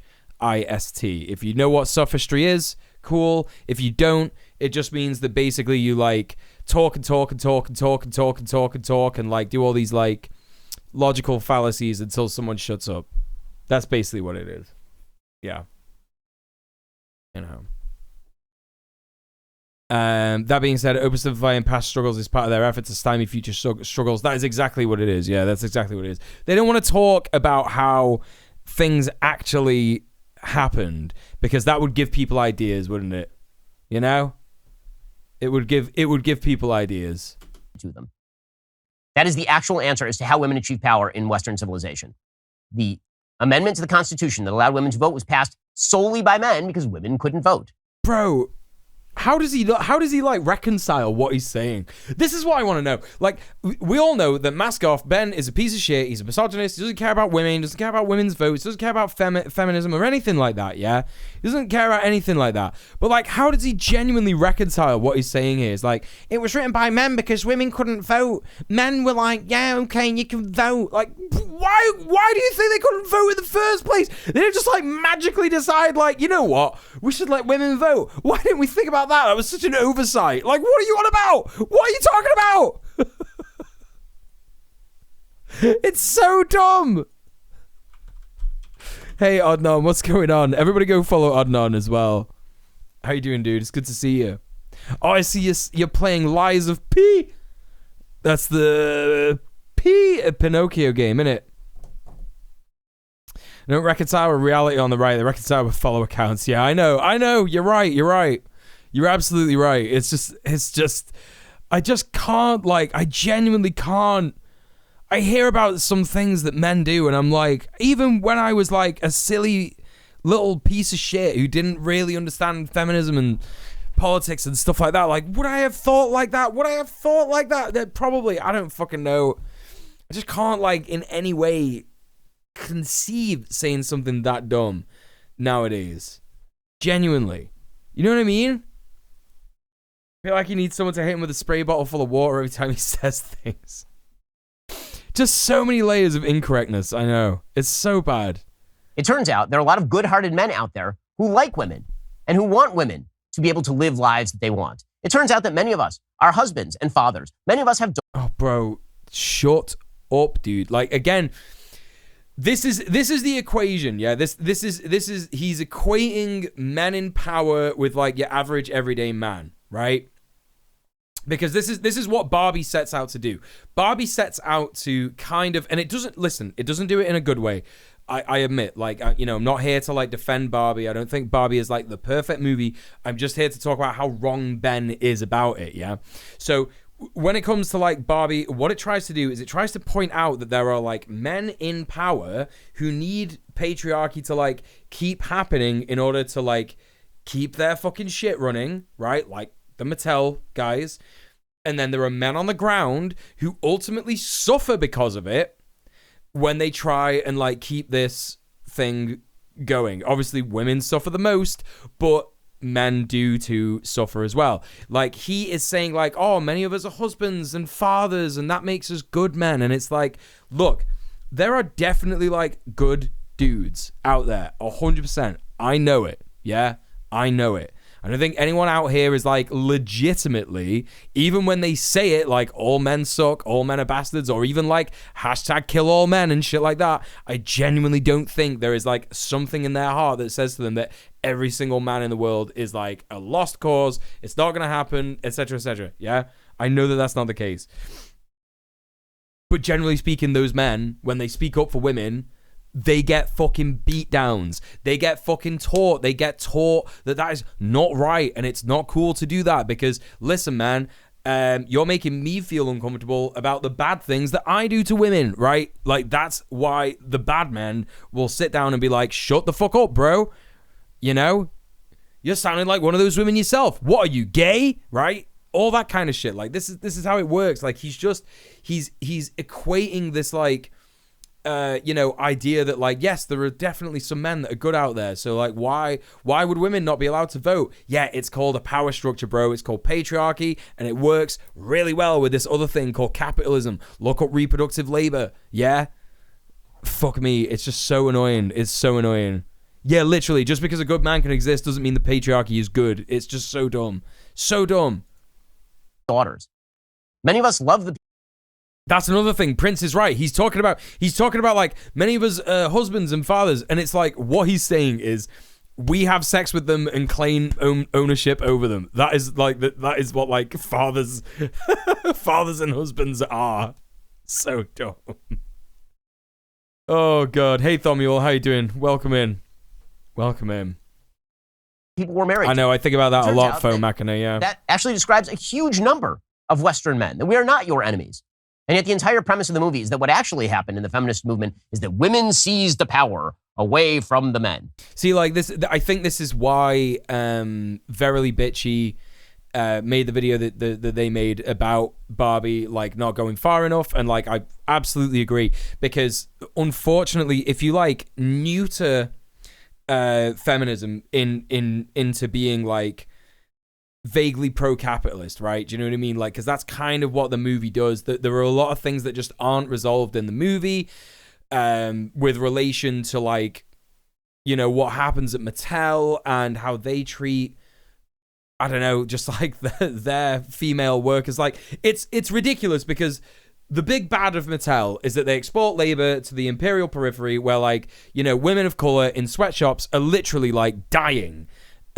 Killing themselves working for these fucking horrible companies that don't get any money and shit like that, yeah? All that stuff. Like, that's like the shittiest bit of it. That's like the shittiest bit of it.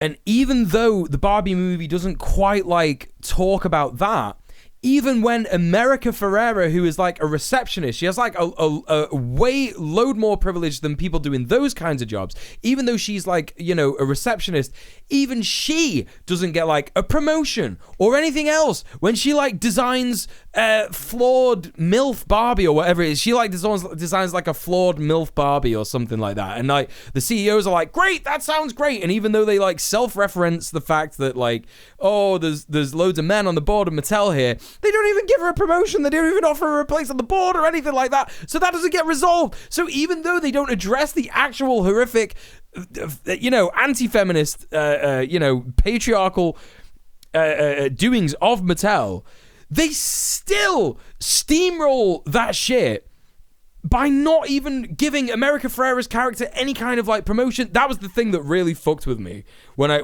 watched this movie in the cinema. I was like, wait, is she not gonna get like a happy ending? What about her thoughts of death? Like, what about this, etc.? She's just like left. It's just like, yeah, whatever. She designed a thing. She might not even get royalties for it. You know, she might not even get residuals for doing this. So bad. Good God. Anyway, rant over. Well, over for now. Took a day off today. Very good. Good to hear it, Thomuel. Nice. Interesting he specified Western men are not your enemy. Yeah, I wonder why he did that. Wonder why he said Western men are not your enemy. No Islamophobic vibes there. No xenophobic vibes. No anti-black racist vibes there at all. Just like Western men, we all know that the word Western is basically code for white, don't we? You know what I mean? We all know that. We all know that, Ben. Why did you say that? Why did you say that? Weird. Curious, Ben. I thought women did control everything these days and seized power from men. Yeah, weird how he's kind of conflating those two things there, isn't he? I'm sorry to break it to you, ladies. It ain't true. It ain't true. This notion that women vote as a block is not true. Married women vote very much like their husbands, actually. Why? Is he trying to make some kind of a gotcha out of this here, where he's like saying, actually married women, they vote like their husbands, like that's some kind of got you. Like, what are you talking about, bro? Like, what you're doing is you're basically saying that, like, yes, the system of control exists. And also, yeah, we do know that white women vote like shit. Yeah, we're very aware that, like, especially white conservative, what he's talking about here is he's talking about, like, his marriage. He's not talking about every person's marriage. He's talking about his marriage. And it's like, bro, first of all, your wife will probably definitely say that she votes in exactly the same way that you do, because even if she secretly didn't do that, like, she is terrified that there is no longer a safe place for her within the confines of your marriage, yeah? Wasn't that one of the anti-suffragette arguments? Women don't need the vote, they just vote like their husbands? Yeah. I think so, yeah. He's trying to say letting women vote is redundant because they vote the same as their husbands. I think that's literally what he's saying, yeah. It's so stupid. But also, like, the implication of a wife disagreeing with her husband is also buried in violence, isn't it? It's absolutely buried in violence. Could you imagine Ben finding out if his wife votes Democrat somehow? Yeah, right, exactly. So bad. So bad. Anyway. Single women vote more like a block now than they did before. But it turns out that people are individuals, and some women vote one way and some men vote another way. But again, the idea. Whoa! Wait, what? He did it again. Chat, he did it again. Ben, what are you doing, man?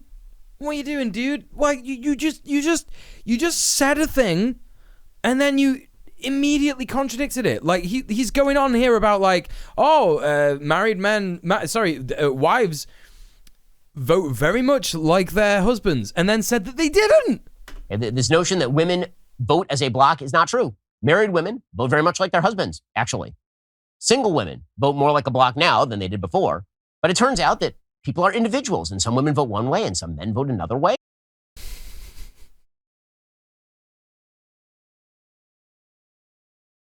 It is like, I understand what you were saying before, Krypton Juice, because it is like this guy, he does market himself as a debater, like he's debated people on college campuses and stuff like that. And then, it's just incredible, isn't it? The amount of, like, mental gymnastics to say that this guy is, like, a thought leader, he's very smart. He just contradicts himself at every... Like, they didn't even edit that out. Like, you could have edited that out. But, I don't know. Yeah, it just kind of sounds like married heterosexual women are not okay, and that's pretty bad. That's pretty sad. Makes me think of my mom, who is always in psychologically abusive relationships. She always dates conservatives. Her current boyfriend forces her to lie to him and pretend to be one herself. It's scary. Here's the thing. Lots of women act like that on a daily basis. Like, lots more women act like that on a daily basis. It's because of the threat of violence from men. And also the fact that women still don't overwhelmingly get paid the same as men. So it's far easier for them to become submissive and just enter into a relationship with a man that they don't even fucking like. And that is patriarchal coercion, isn't it? That's like implied coercion. I know many women in my life who have done this, and it is extremely sad. Yeah, it fucks them up. It fucks them the fuck up. It's awful. It's just... Yeah. Anyway, It's just missing the point, isn't it? And this, but again, the idea here is very simplistic: men versus women, battle royale, and that's what this literally turns into, a battle. No, it doesn't. What are you talking about? No, it doesn't. Battle royale between the women and the men, but really it's about. Okay, either Ben doesn't know what a battle royale is, or again, willfully misunderstanding the movie. I think it's both. I think it's actually both, because I think probably what he's gonna say. Because a battle royale is where when there's one person left standing, then that's the best. They've won, isn't it? That's what it is. So what Ben's saying is that everybody kills each other. It's actually shocking how bad this is. It's actually shocking how terrible this video is. He's like, it turns into a battle royale. I think about the people, yeah? I think about the people behind the camera. Because I'm a guy behind a camera. And sometimes I do stuff for other people, and I'm not in charge of the operation and whatever, but then, like, you know, I'll be filming and someone will do something and I'll just stop and I'll be like, are you sure you want to do that? You don't want to say it like this because it sounds a little bit like that, right? It sounds a little bit contradictory what you're saying there. And then sometimes they'll be like, oh, listen, you know, I'm just going to do my own thing. Or sometimes they'll be like, oh yeah, good point. And they'll redo it. And I just think, like, this is like the director of photography, the director himself, but I guess Ben is the director. I don't fucking know. Do you know what I mean? V Von Sniper, here we go. We got a live one in the chat, folks. V Von Sniper says, we must end this woke agenda polluting our kids. Okay, define woke, my friend. You've got 3 minutes to define woke.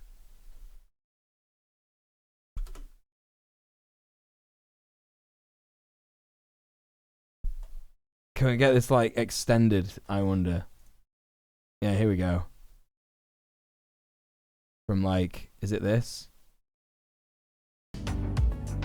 No, I can't get it. How do I do it? Anything pro LGBTQ. What's that? I don't know what that is because you've just made that up, haven't you? Like what? Like LGBTQ, YJ, FDJ, HDHG. DGD. Right. The joke that you're trying to make there, right? I see what you're trying to do. You're very clever, aren't you? You're a very clever person, aren't you? The joke that you've made there, which is really funny, by the way. No one's ever said it before.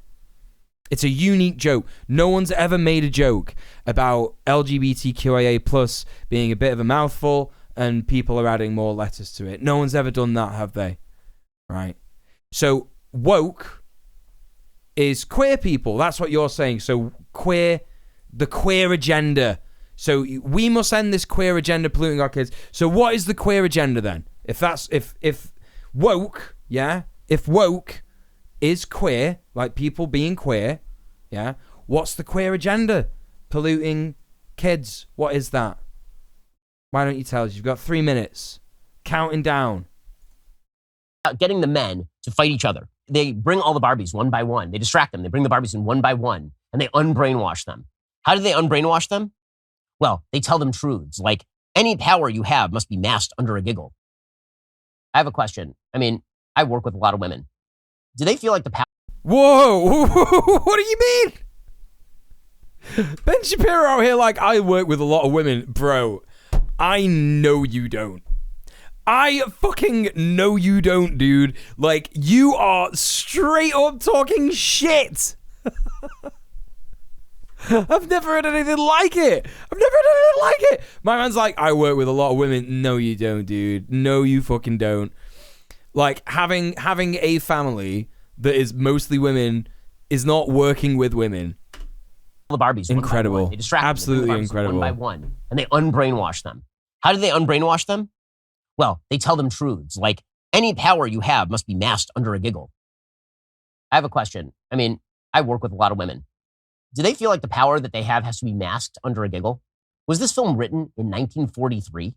The reason why Ben feels like happy to ask that question to all the women that he works with is because he works with no women. That's what it is.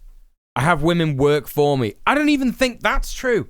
I don't even think that's fucking true. And even if they did, they would answer, yeah, they would literally answer in the way that he wanted. Because he's in the top of the power dynamic, isn't he? Okay, this loser in the chat is back with the thing. They are trying to turn our kids and brainwash them into believing that they are not something they are, basically confusing kids so that they change sex. Give me one example of that happening. Give me one example of that happening. Just one. I just need one. Just need one example of that happening. Go for it. Who wrote this film? Well, we know who wrote this film. Also, again, going back to the this bit here, yeah? Excuse me. Going back to this bit here, yeah? I mean, I work with a lot of women. Do they Not feel this like bit. the power that they have? Not this bit. Not this bit. Under a giggle. Was this film written in 1943? Incredible that he like mentions like, oh, was this film written in 1943? Because again, like, think about what he's said so far, chat. He's been there saying like, oh, there was an amendment to the Constitution that meant that women could vote. Like, bro, like, you bring up like how sexist everything was in 1943. Yeah? He's also not even remotely spoken about the thing that was brought up where he's like, yeah, the patriarchy doesn't quite work like that anymore. We just got better at hiding it. He's not even talking about any of that. Like, you refuse to engage with that, dude. You refuse to engage with that. No one else. No one else. We're quite happy to like engage with like your bullshit, etc., etc., etc. But you're the one that refused to engage with it. So there you go. Who wrote this film? Well, we know who wrote this film. A feminist writer who gets paid millions of dollars to make horse. One of them says, we have to reject men's advances without damaging their ego. Or theoretically, you could just reject men's advances and damage their ego because what do you care? You have to pretend to. Because what do you care? Because there is a undercurrent of violence that goes with the experience of being a woman. Yeah? That's why. Be confused about money. It's not even difficult feminism in this movie. It's not even progressive. It's decades old feminist stuff. Literally. Is this a real thing? Like, do women pretend to be confused about money so the men will explain it to them?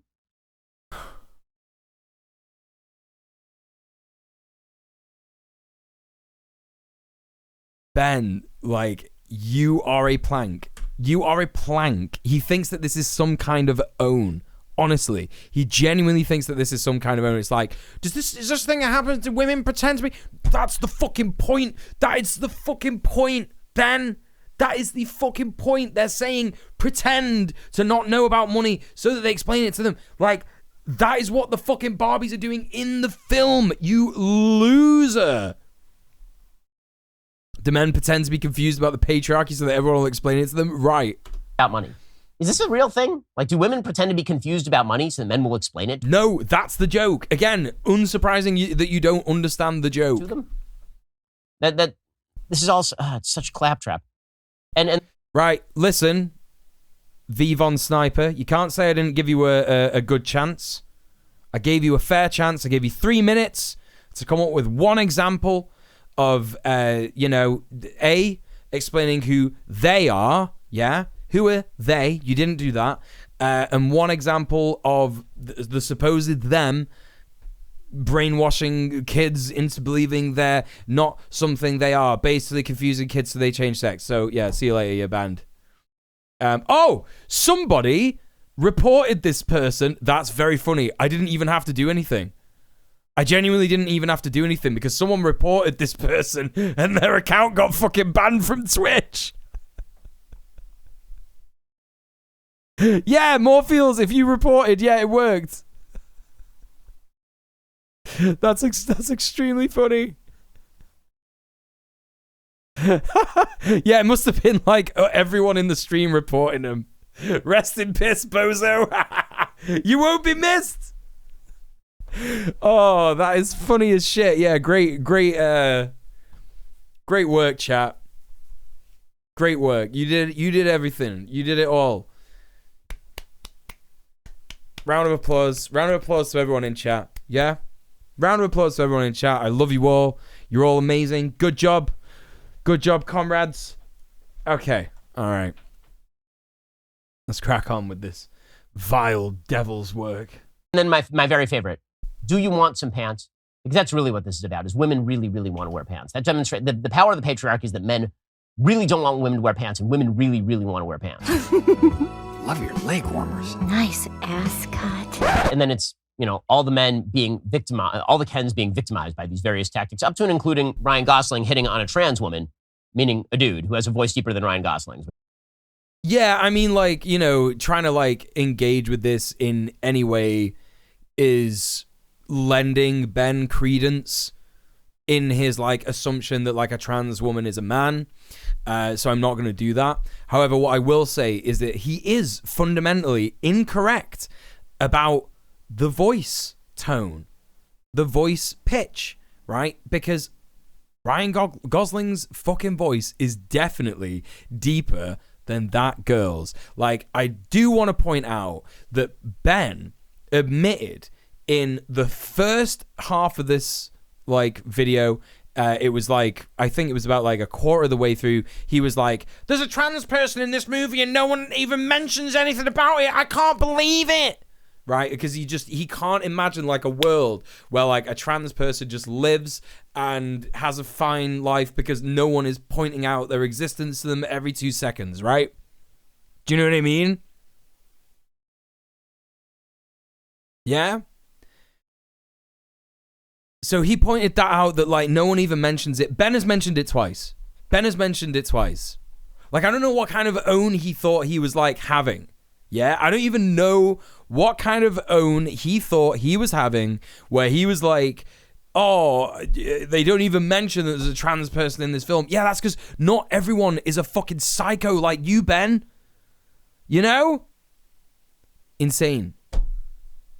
Hey Tabs, how's it going? I'll be honest, even as a trans woman, I didn't even clock the token trans woman as a trans person. Seems like a bit of brain rot. Well, that's the thing. I didn't immediately think oh, she's trans, but then I knew there was a trans girl in the film, and I was thinking that's fucking great. That's amazing. Fucking cool. But I think focusing on it too much is brain rot.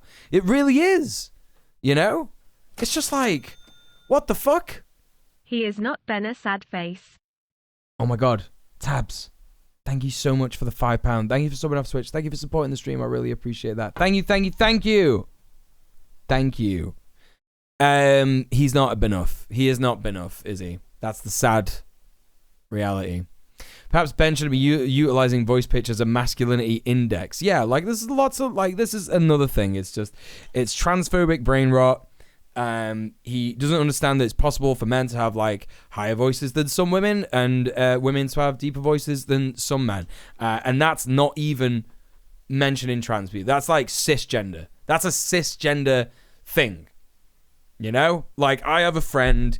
I actually have a friend called Miriam. She's fucking wonderful, but she's spoken to me a lot about how people have accused her of being trans in the past. She's not. She's cis. Yeah, she's got a super deep voice. Yeah, and that's it. She got a couple masculine features in it. Do you know what I mean? And it's just yeah, these kinds of people exist. It's fine. You know what I mean? Again, Ben proving that he's not had that much experience with women, or again being willfully ignorant. And I'm gonna say willfully ignorant because I do want to point out very, very specifically that woman does not have a lower toned voice, a lower pitched voice than Ryan Gosling's in the film. She just doesn't. It's just dumb. It's just real dumb. Oh God. Anyway. Probably more deep voice cis women than there are total trans women. I agree. I think you're spot on. I think there's probably loads more cis women who have a deep voice than trans women exist in the entire world. I agree. Which is an actual scene in the film, which is just great. Okay, so then, final step. Finally, the women have been disabused. So now they're going to play the ultimate prank. The ultimate prank is that they are going to turn the men against each other. How are they going to turn the men against each other? It's so funny because I was thinking that when I was watching the film and I discovered who the trans actress was, and I was oh right, it's her, okay, great. And I saw that she was having all these moments where she was just flirting, and it was normal, and there was nothing weird going on or anything like that. And also just a trans actress being in the film. Every single moment from the point that I realized who she was, I was good for her. And it was just like a really nice feeling. You know what I mean? Yeah, the movie's not perfect, but like, oh my God, like a transgender actress has got like so much screen time and no one's even mentioning it. It's just normal. It's great. It's fine. All I could think was like, every time she was on screen, I was like, good for her. Good for her, yo. Like, that is great. And like, Ben is there, and every time, you just know that every single time she was on screen, Ben was like fucking seething. He was like, ah! You know? Just so dumb. Just so dumb. It's just ridiculous, honestly. They're going to turn the men against each other by switching partners. They're going to get together, and Barbie. Hey, Marina, how's it going? Classic Barbie and classic Ken, they're going to be together, but then they're going to move on to the other Kens, and the Kens are going to start fighting each other over the ladies because they're going to switch over. Now, not to put too fine a point on this, but this makes no sense at all. Yeah, but it does though, Ben, doesn't it? Like, because if you, like, again, like, there's one of three possible things that are happening here. Either he didn't watch the movie, and I don't think that that's the case. I mean, he probably watched it half-assed. But I think the other thing that might be happening here is that, like, you know, Ben is being willfully ignorant. I'm definitely inclined to be this one. But there is another potential thing happening, a secret third thing. And I just think that is that Ben has had such a privileged life that he really hasn't been outside that much. I genuinely, like, think that might be the case because honestly, yeah, it's number 3. Honestly, I think because it's like, how have you never seen men fight over women? Like, what are you talking about? Like, if I went out tonight, I would witness it happen. It's also like every movie, exactly. It's also like every movie. And like Shakespeare wrote fucking plays about that shit. What is going on? Christ alive.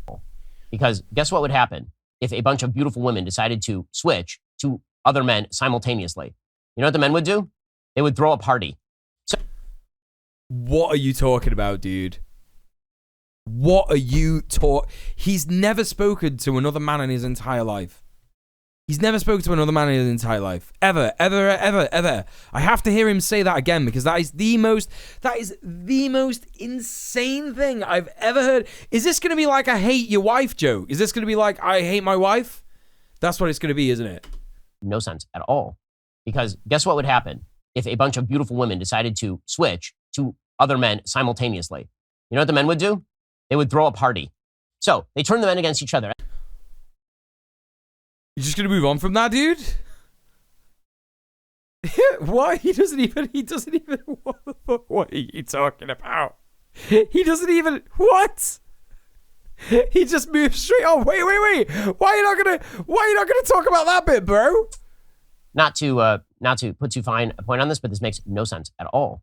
Because guess what would happen if a bunch of beautiful women decided to switch to other men simultaneously? You know what the men would do? They would throw a party.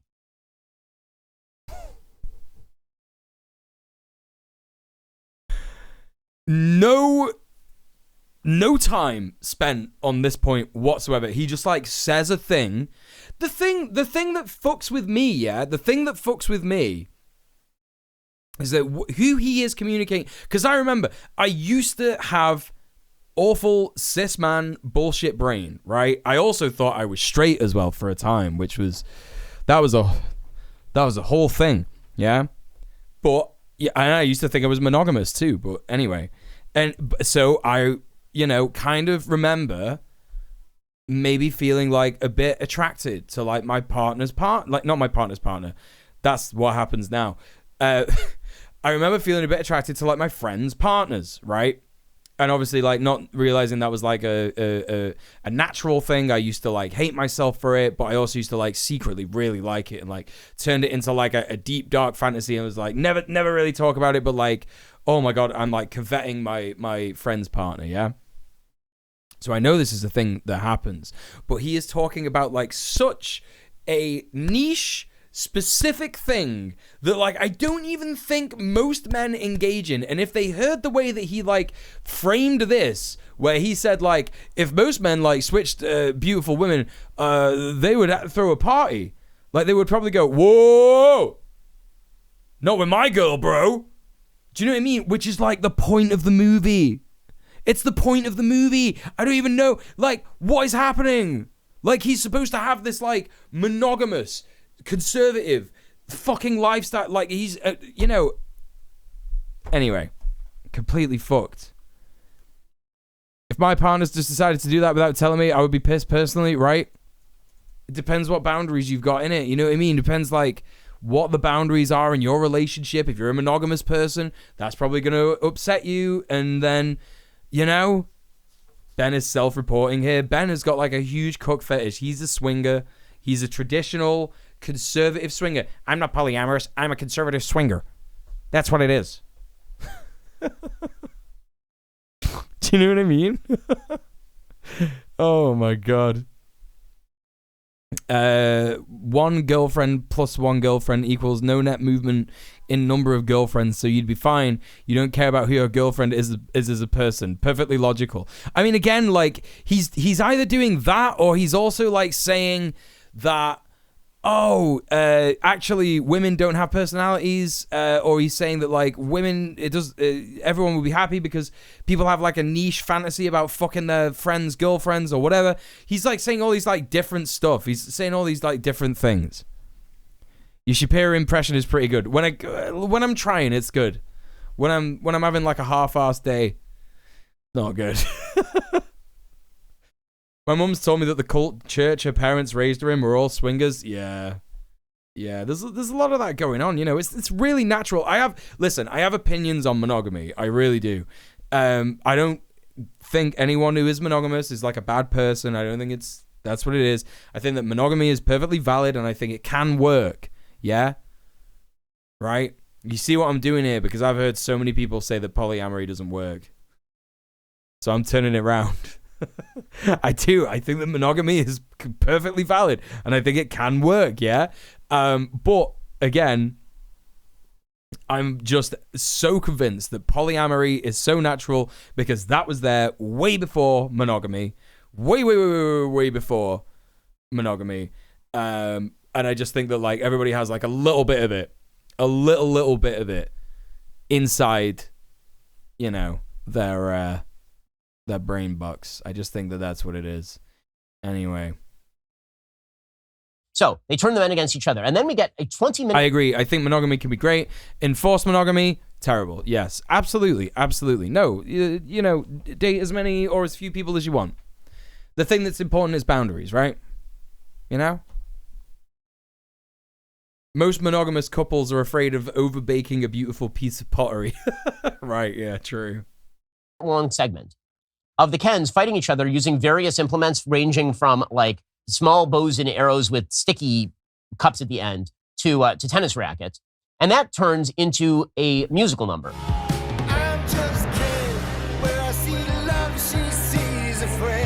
What is any of this? Again, it's like, did you not listen to the musical number? Right? I don't like musicals. I'm a music student in it. I went to music fucking university and I had musicals fucking rammed down my throat. People want to talk about the gay agenda being rammed down their throat, yeah? I don't think you fuckers have been to music school and had, like, the fucking musical, every single fucking musical in the world, like, rammed down your throat. Like, fucking Little Shop of Horrors, which is, like, a great movie aside from the fact that it's a musical. Obviously, it's a stage play. It's brought to musical and shit like that. All this kind of stuff. The only one that I will watch is Rocky Horror Picture Show because it's the gayest shit ever, right? That's also not true. I will also watch The Apple because that is the gayest shit ever and it's one of the worst movies of all time. Really, really good. If you haven't seen The Apple, highly recommend it. Anyway. Right. Listen, here's the thing. If you listen to the words of this song, it is like telling men, it's like saying, hey, do you feel like this? Because I feel like this. I'm an emotional guy. And then he's just not getting it on purpose, isn't he? Little dickhead. Little dickhead. Little Shop of Horrors. The reason that I mentioned Little Shop of Horrors is because, like, Frank Oz directed that, and doing, like, the whole, like, does everybody knows, right? Everybody knows that film was made in, like, the 90s, early 90s, where CGI was not that good. And if you watch that movie now and you check out Audrey 2, like, the big it was a puppet. Like, that fucking thing was a puppet. Insane. Like, incredible shit. Incredible practical effects. Like, great puppeteering. Animatronic shit. Like, oh my god. Do you know what? We're gonna watch it. We're gonna watch it. We're gonna watch it. We're gonna watch Mean Green Mother from Outer Space. VOD channel, I'm really sorry. You're gonna miss out on this bit again. But just check out Audrey 2.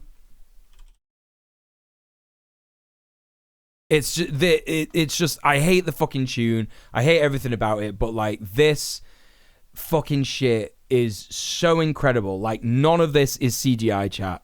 Like zero of this shit is CGI. Okay, right, VOD channel. Okay. VOD channel, welcome back. I'm really sorry you just missed about, I don't know, 20 minutes of the stream because I was showing chat the Audrey 2 puppet. I'm talking to the VOD channel like they've been away for 20 minutes as well. They've not been away for 20 minutes. This is like I've already explained what everybody's just watched. Go watch the alternative ending to Little Shop of Horrors. It's really good. And yeah, check out the articulation of the puppet. So really, really cool. Anyway. I played so many games from the 90s with bosses that look like Audrey. It's insane how much influence the puppet had on our culture. Yeah, I think definitely like Audrey 2 was an inspiration for some enemies, maybe in Super Mario Bros. I don't know. But again, it wouldn't specifically just be like Audrey 2. It would also be like decades of science fiction movies as well, and decades of like Japanese cinema. You had Day of the Triffids, which is a classic 60s sci-fi film. It's one of my dad's favorite films. I fucking love it a lot. Day of the Triffids, I think it's really, really good. It's a very like slow burn, kind of spooky, scary movie. It's got a bit of a silly ending as well. It's like, why I don't know why it would have taken him. Spoilers for Day of the Triffids, by the way. I don't know why it would have taken them so long to figure out that plants don't like salt water, so they should try spraying salt water on these plants. But then again, there's also the plot that like there's the plot point that means that everybody in the world is blind because they looked at the meteor shower, and so they got eaten by the plants really easily. I don't even know.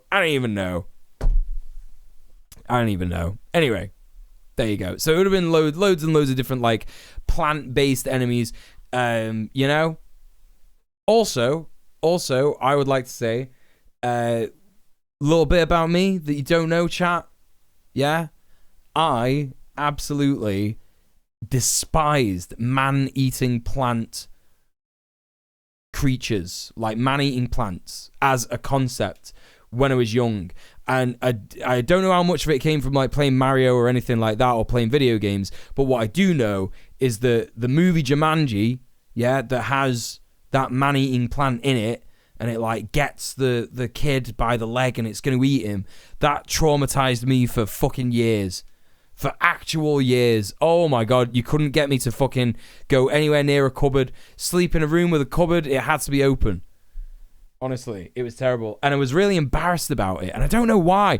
I was so embarrassed about it that I wouldn't tell like my parents that I was scared of the man-eating plant, so I lied to them and I said, oh, I'm scared of the rhinos running through the wall, because that's a more like reasonable thing to be scared of. It's so stupid. Anyway, we're going back to Ben Shapiro. He's talking about things he doesn't understand, or he doesn't understand and he doesn't really care. He's not understanding them on purpose, right? He's not understanding them on purpose. Have to do with the plant, nothing. It is. I agree, Adam. Thank you. The Jumanji plant is fucked. So fucked. The most fucked vibes. Literally nothing. It's just a 15-minute digression because they wanted to insert a crappy musical number with not particularly good dancing. Not 15 minutes. Not 15 minutes. Stay away from the big yellow ones. He was right. He was right. Stay away from the big yellow vines. And the purple vines are poison or something. And then what are the women doing during this time? The women are voting. The women are voting. So now we know the Democratic turnout strategy. The Democratic turnout strategy in 2024 is going to be to get all of the Republicans to fight with one another using tennis rackets while they go and they do the voting, apparently. Ha ha ha ha ha. Oh ho ho ho ho. Hee hee hee hee hee. Oh, he's a funny guy. Oh ho ho ho. Hey, Emmy, how's it going? It's literally one of the best bits of the film. He calls it a crappy musical number. I know. Learn to have fun, Ben. This is what I was saying before about like the fact that he was so focused on the trans character in the film, even though like, oh no.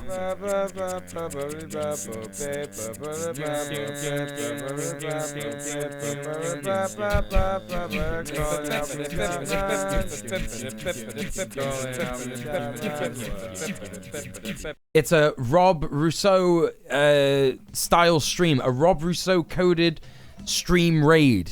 Thank you so much, Rob, for the raid. How's it going, everybody? Everybody, please go and follow the amazing Rob Rousseau. What a fella, what a lad. Take off, you hoser. You knob. Bob broke my beer. I don't know. That's just Rob does a thing on Brits every time I raid him. I'm doing a Canadian thing every time he raids me. So that's how our relationship works. That's what we do. But welcome in. If you don't know me, my name is djmuel. I'm a leftist political streamer. I'm also a housing activist. I'm a bisexual, polyamorous guy. That's it. That's all you need to know about me. The rest you can learn as we go on. But thank you so much. Thank you so much for the raid, Rob. Hope you had a great stream. Welcoming people coming in from Rob's stream. Who do we got? We got Kijiji Genie. I think that's how I say your name. Welcome in. Moist Owlets, how you doing? Welcome, welcome. Comrade Social Distancing, how's it going? Good to see you. Buddha and Low Observable Goat. Good to see you. Good to see you. We are currently just in the latter end of the Ben Shabibo Barbie movie critique.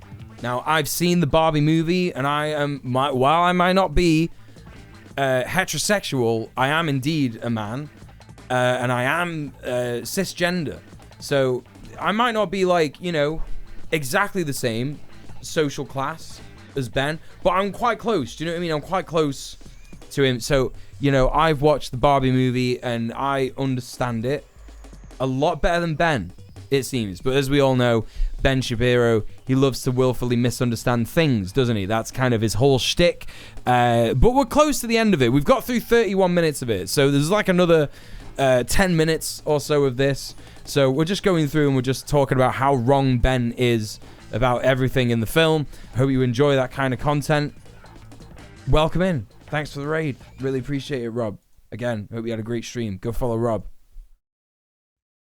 So they go and they vote. After they vote, they reestablish. I've remembered what I was thinking before I got the Rob raid. This is what Emmy is saying about like how Ben, he's obsessed with like how the musical number is bad and it takes 15 minutes and all this stuff. Again, I'm thinking again back to the thing that I said like not that long ago where Ben's talking about the trans actress in the film who, she's playing a Barbie doll. It's just, I don't know. It's just, anyway, listen. He's like obsessed and like you just know every time she's on the screen, Ben's there going like, I can't believe a transgender person is on my movie screen. And he's so mad that like no one is like constantly pointing her out all the time. But like, I was sat there going like, this is great, good for her. And I was having a great time like knowing that there's like a trans person acting in a film. Good for her, good for her. It's great. But it's exactly similar to like, the fact that Ben is so mad. He's so fucking mad, isn't he? That there's like a musical number in this film. He's like, it's 15 minutes long and it's so bad and blah, blah, blah, blah. just have fun, dude. Just like listen to the song and enjoy it. And also like it's a song that talks about like how men, you know, have a bit of a bad time too sometimes with this whole patriarchy business. It's just like, okay. Anyway, it's funny because the Republican election strategy is to keep people from voting. Yeah, he just doesn't understand. Oh, he does understand. And he's willfully, you know, he's willfully misunderstanding it, isn't he? Anyway. Exactly, basically how it was. The matriarchy. The matriarchy is reestablished. But again, I have to really reinforce here, like, I agree very, very slightly with Ben, but probably for completely different reasons. I don't like that Barbie Land just goes back to matriarchy. They don't really learn about equality. You know, Ben's there. Ken's there saying like, oh, maybe I can have a place on the Supreme Court, and Barbie president is like, maybe an admin job, right? Like, it's kind of like a bit of a joke that, I don't know. It's something that I didn't like about the movie. It didn't go far enough for me personally. But again, the matriarchy, well, it is a matriarchy. I don't know if I should use quotation marks for it, because it is a matriarchy. But like the matriarchy that is present in Barbie Land in the movie, it's a pastiche, right? It is a pastiche of a matriarchy, in the same way that the patriarchy that Ken creates in Barbie Land is a pastiche of patriarchy in the real world. It's all pastiches in that literal fucking thing, yeah? In that fucking place, that dimension. So again, he's like mad about something that isn't quite there, and he's not mad about it for the right reasons. He is a piece of shit. The thing that gets me about MRA anti-feminist types is like equal rights for women and men also applies to things that men struggle with under the current system. It's not explicitly for women. Right. This is the whole thing. Incels, men's rights activists, just like anti-feminists in general, misogynists, like they have no idea that like all of their hate, they think it's all because of feminism, right? But it's not. The reason that they're like suffering so much is capitalism, and also like tiny little bits of the patriarchy as well. Like, you know, they're forced to, you know, live in their fucking gender roles, which they will fucking hate. It doesn't matter how much they say that they love eating red meat and punching each other and, you know, being anti-gay all the time and anti-women all the time. They will like be tired of that shit, and they will fucking hate that shit. There is nothing that I can listen to or read from them where they say they love all that shit, where I genuinely believe them, because I am a man. I'm a man. I'm a cisgender man. You know what I mean? I fucking despise all that shit. I think it's a waste of time. I think it's the most bastardized way of existing as a human being, you know? Anyway. Yeah, locking doorknobs. Licking doorknobs. Well, locking doorknobs also works because, you know, go into the bathroom while there's like another man there in the house, and they have to lock it to make sure that, like, you know, no one can come in and gay them, right? That's also a thing. Licking doorknobs to prove how not gay they are is another thing. COVID denial, don't even get me started on that shit. Who is now really sad because he's lost his power, and all he wanted in the first place was just to be treated decently by Barbie. Is he treated decently at the end by Barbie? No. Again, Ben, it's not being treated decently. He says he just wanted to be noticed. Like, he wanted to be Barbie's partner because that's who he's been designed to be, right? And then what happens is he goes, oh, actually, I don't need to worry about that. Is he gonna talk about this? Of course he isn't. That would be silly. At the very end, he is told that he needs to learn to live without Barbie. I just don't know who I am without you. You're Ken. But it's Barbie and Ken. There is no just Ken. He, who was literally created as a doll to be with Barbie, he needs to learn to be apart from Barbie, and she needs... Oh my god, dude, you don't get it, man. Oh my god, it's so stupid. It's so fucking stupid. He gets the bit where it's like, yeah, he's a doll created to be with Barbie, but he doesn't understand why that's bad. In the same way that he doesn't understand that, like, Barbie is a doll that's created to, like, you know, end patriarchy so that like women can like be whatever they want. But that didn't work either, right? It's the same shit. He just doesn't. He's willfully misunderstanding it. Like, it's incredible. It's incredible.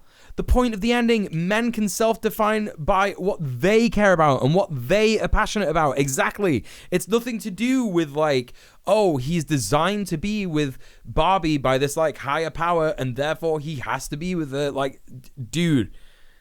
Ugh, so annoying. These dolls aren't acting like real people. That's ridiculous. Now, why doesn't this doll just accept his purpose? Right, literally. Needs to learn to be apart from him because atomistic isolation and loneliness is the best way to find fulfillment, ladies and gentlemen. It'll be best for Ken if he never sees Barbie again. It'll be better for Barbie if she never... You fucking melon. He's a melon.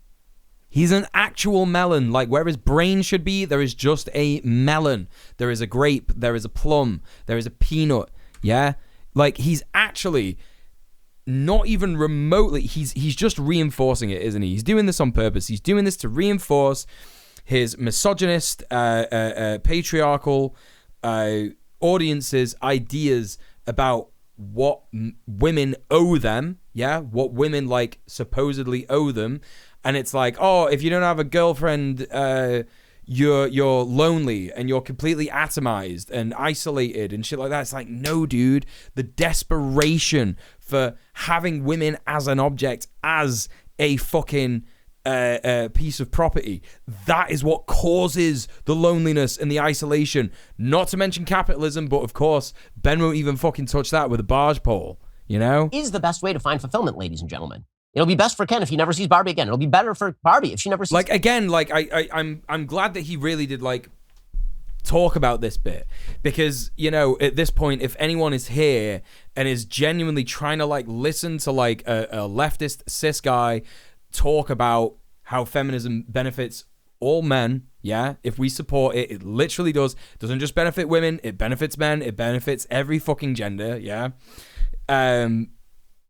You must understand how Ben Shapiro needs you to remain isolated, atomized, lonely, and rejected in order to get your social capital. He needs you to remain that way. He needs you to stay hate-filled against women your entire life, because otherwise he just doesn't make any fucking money. Like, that is the long and short of it. The message of this movie is that men can actually self-define without needing to have a partner, right? It's nothing to do with, like, being this husband, this manly man, this thing that you might not, be okay with being. There is nothing that is worse for men than continuing this idea that you are completely defined by how many women you fuck, right? How badly you treat women. It's all part of the same structure that oppresses women, and it fucks with men. It fucks with men in ways that a lot of the times we don't even realize. It's so dumb. The aim is to keep you angry and angry at the wrong things. Yeah, exactly. I do not agree, Ben, that it'd be the best for Ken if he never saw Barbie again. However, I do think it'd be best for Ben to never see a woman again. Yes, I agree. We just put Ben Shapiro in a box until he understands this film. Yes. All he could do is watch the movie until he has a basic understanding of it. The thing is, though, Emmy, is that he does have a basic understanding of it. He is treating the men in his audience like gullible fools. That's what he's fucking doing. And that's the thing that annoys me the most about this shit. Like, if you are a Ben Shapiro fan, or you are like, you hate the Barbie movie for similar reasons that Ben hates it and shit like that, and you're watching this on TikTok, or if I've made like a little clip of it, or if I put this on YouTube, the VOD channel, or if you're here right now, like, all of this shit, they are treating you like gullible fucking idiots, like morons. You can liberate yourself from this like horrible, terrible society that we live in, where you are told to just like hate your fucking self, you know? Anyway. It's just annoying as shit. I feel like he showed just enough of the ending that some people will see through his bullshit without seeing the movie. Oh yeah. I think so. This is the funny part of it, right? If you're a fan of Shapiro, you are a rube. Yeah, that's exactly what I'm saying. I've suffered through watching a video of someone reading his book. I genuinely think he's bad at media literacy, because he certainly is that bad at writing media. Oh God, I can't imagine what reading his book is like. He's a successful screenwriter. Of course, he understands the film.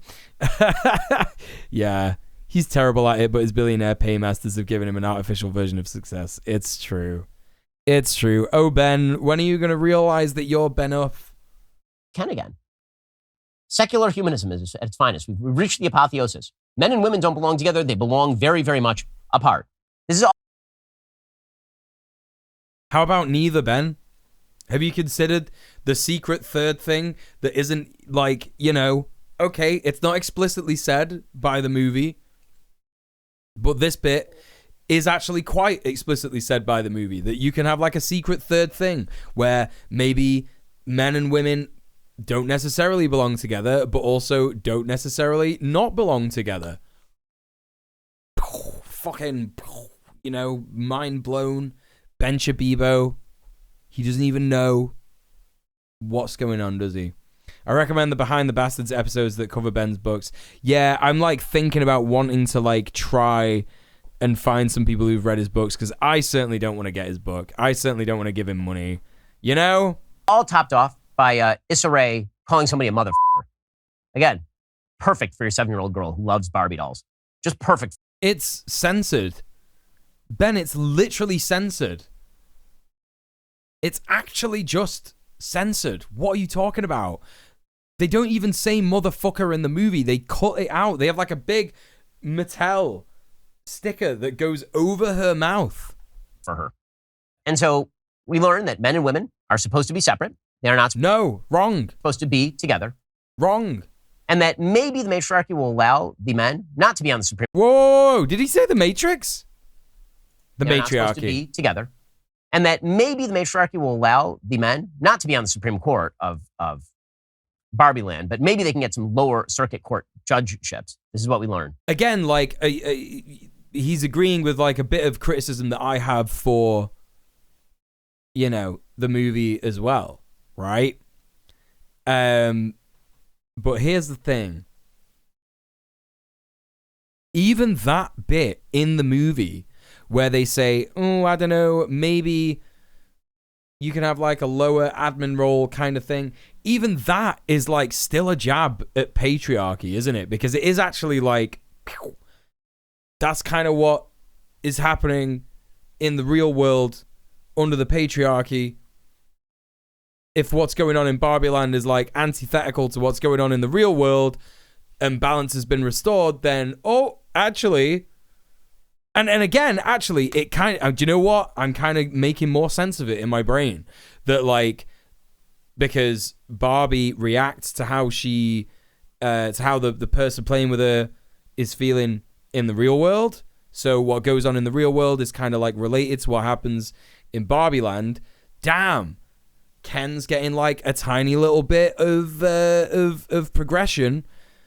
is kind of how, like, women are getting, like, a tiny bit of progression that isn't, actually changing the game for them in the real world, right? So, I don't know, it's kind of still, like, the pastiche that, like, represents each other. There's layers to this movie. Oh, wow, it's more complex than Ben could possibly conceive. Robert Evans didn't even give him money to return the books. Oh, the Behind the Bastards one is read by Mr. Cody and Katie Stoll from Some More News. Oh, that's pretty cool. And we learned that's one day cool. The Kens might have as much power and influence in Barbie world as women have in the real world. Because, of course, women are again, just absolutely subjugated in the real world. You could just, like, clip Ben out of context there. And that would be it, wouldn't it? Over for his career. It'd just be over for his career. You think that's the end of the movie? Wrong. This thing has more endings than Lord of the Rings. So it doesn't. Also, is like Ben criticizing Lord of the Rings here? That's very interesting. That's very interesting. He's like saying that like one of the best trilogy movies in the last 30 years is cringe because it has like a lot of endings. All right, dude. Okay, cool. But you love Star Wars, dude. You love Star Wars. Anyway, I don't know. So, ending number 1 is we find out that Ken is going to live apart from Barbie and he's going to find himself in being Ken. Ugh, the utter joy of self-exploration. Is he being real there? It's so weird, man. It's so weird. He's genuinely so weird. Also, Lord of the Rings has one ending. You just don't get that the film isn't about the quest, it's about the people. Right, exactly. Is he being real? Is he being real here where he's like, oh, the utter joy of self-exploration? He's like saying something out loud right there, isn't he? He's actually saying like a quiet part of his brain out loud where he's like, oh, yeah, you know, I don't actually like doing any self-exploration. I don't actually like doing any introspection. Maybe you're right, Emmy. He really does just hate thinking. I don't like doing thingies. I mean, it's true because he talks about like he's upset that like they make a Zack Snyder joke. He's so upset that he doesn't even talk about that, or they cut a lot of it out because he was actually really raging, like spittle flecking from his mouth. You know? He was like that mad about it.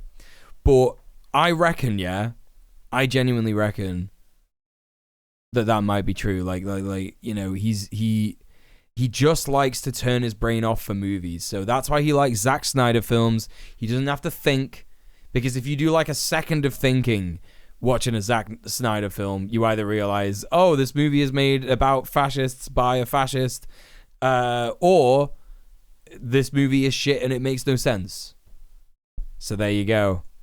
Self-report. Next, we get an ending in which the CEO of Mattel, who's been completely sidelined. You remember the CEO of Mattel? Again, you know what? He's doing the same thing, Emmy. Like, Emmy in the chat is talking about Lord of the Rings has one ending, actually. You just don't get that the film isn't about the quest, it's about the people. Right, literally. And he's doing the thing again. Like, he doesn't get that the Barbie movie is about the people. It's like, yes, Ken gets an ending. And the CEO of Mattel gets an ending. And so does America Ferrera's character, even though I don't quite like that ending. Give me a sec.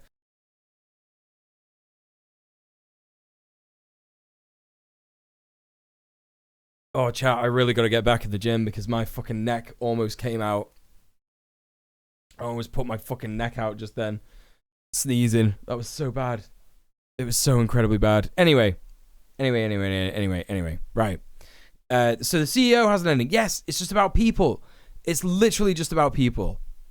Thank you for the bless yous. I appreciate that. I do need them. Otherwise, a demon will go in my nose and make me straight. And I don't want that. I don't want that. You got to save me from that, chat. You really do. Remember, he was supposed to be chasing them into Barbie Land for no apparent reason. So he's now in Barbie Land. We don't know why. Again, no apparent reason. It's very, like, clearly implied that something terrible would happen, you know? Thank you for the stretch. For the stretch, I will, yeah. He's there or what he's there to do, except that we need Will Ferrell in the movie to provide no laughs. He doesn't provide any laughs. So he shows up. His motivation throughout this movie has been completely inconsistent. He started off wanting to It goes put both Barbie ways, back in Barbie Emmy. Land so that they can Like make money. me. And then he is told at one point that when Kens have taken over Kendom, they will make just as much money. He's like, no, that cannot be. I'm an ideologue on behalf of women. And then he arrives and he is told that America Ferrera wants to make ordinary Barbie, which, by the way, would sell 0. Anyway, that will be profitable. And so now... Go on, Ben. Tell us about how that would solve 0 problems. Or are you not going to? Are you not going to do that? Now he wants to make ordinary Barbie because he's back to being uber capitalist, evil capitalist. He's making money off of Barbie because, again, Mattel are the bad guys, but they're also the good guys, but they're kind of the bad guys. Ben is such a plank here. He's being such a plank. He has no idea that this movie is actually pro-capitalist, does he? This like, I think this is the one point that Ben actually really doesn't get. Like, I really don't think he's smart enough for this. I think all the other stuff, I think he does get it, but he just hates women and he knows his audience, and so he's being willfully ignorant, right? I genuinely think that. I think this bit he actually really doesn't get, because this is the this is like the real fucking brainworms of capitalism. He can't conceive of lib capitalists, right? Every liberal has to be anti-capitalist. So he genuinely thinks that this movie is an anti-capitalist movie, doesn't he? This is fucking funny as fuck, actually, for many reasons. They're mostly the good, but they're a little bad. And so that's ending number 2 at this point. So we have the Barbie Ken ending. We have the CEO of Mattel ending, where he says, we'll make ordinary Barbie, and then girls all over the world will know that ordinariness is fine and okay. Yeah, a bunch of right-wing weirdos don't get that this is a pro-capitalist film at all. I agree. Not that girls play with Barbie because they think that she's beautiful and it's aspirational. No, it's bad. Okay, so then we have ending number 3. But again, then, you know, you missed, like, the entire point of the movie, Ben, in that, like, you can aspire to just be, like, beautiful, and that's fine, but also that might not be particularly, like, you know, Barbie's whole fucking thing. Do you know what I mean? Like, maybe Barbie is, like, bad for just saying that, like, oh, all you gotta do is be hot and that'll be fine. You know, maybe that fucks people up. It's explained, like, right at the start of the movie, you know? Excuse me. Hey, Nabil, how's it going? The one anti-capitalist comment in this movie was a joke against anti-capitalists. Literally, yeah. It's so bad. You think you're done? Wrong. We're now 2 hours deep into this piece of shit. And we have... Again, we're not 2 hours deep in this piece of shit because I don't even think the movie is 2 hours. We just have a quick look again. Barbie movie. I'm pretty sure it's like 1 hour 54. I'm pretty sure it is. Yeah, it's 1 hour 54. It's 1 hour 54 minutes. So we're not 2 hours deep into the film. The movie has 5 minutes of credits. At the most, we're about an hour and 50 minutes into the film. Okay, Ben? All right? Okay? 2 hours into the film. 2 hours into the film. Now, dug halfway to China, and we are going to keep digging. So, we have ending number 3. Rhea Perlman. What's he on about? What's he on about? We've dug halfway to China. What's he on about?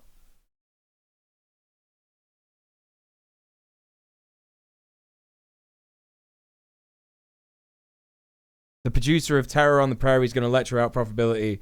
But that film did badly because they wanted it to fail.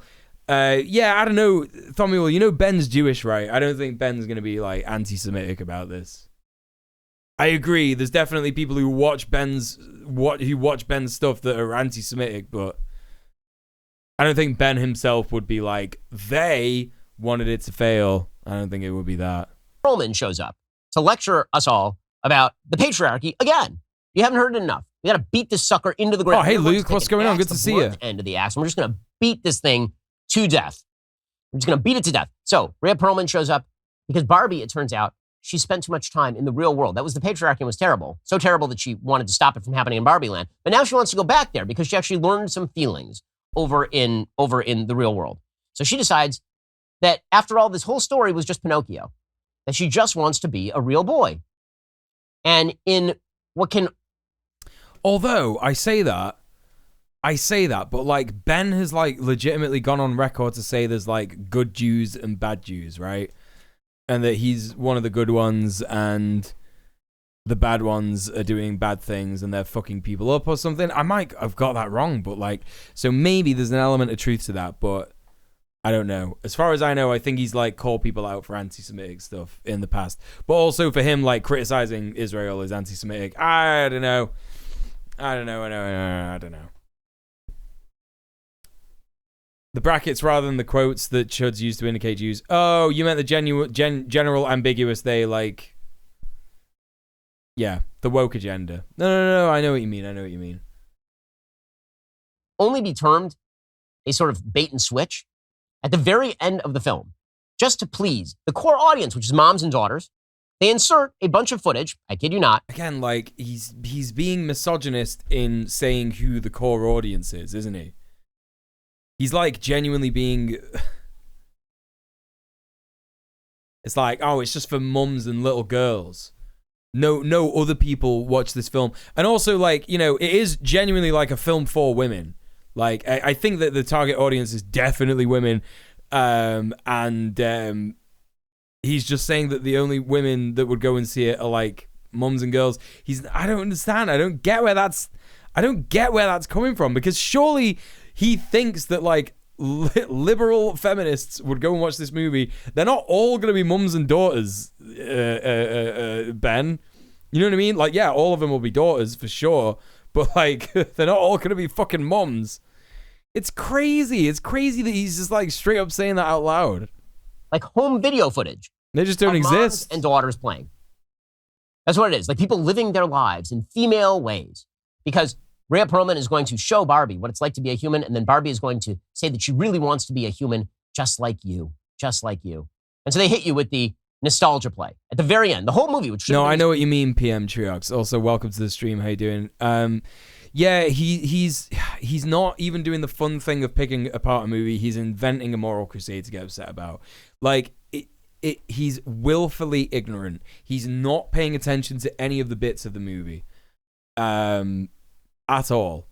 But he's doing that on purpose so that he could just be mad about it and just, you know. A Marvel movie's only for dads and their 8-year-old sons. Yeah, literally. But dolls are for children, so obviously no adult would see this film that doesn't have any children in it whatsoever. Right, exactly. Well, I mean, it does have kids. Oh, you mean no adult would see this film that doesn't have kids?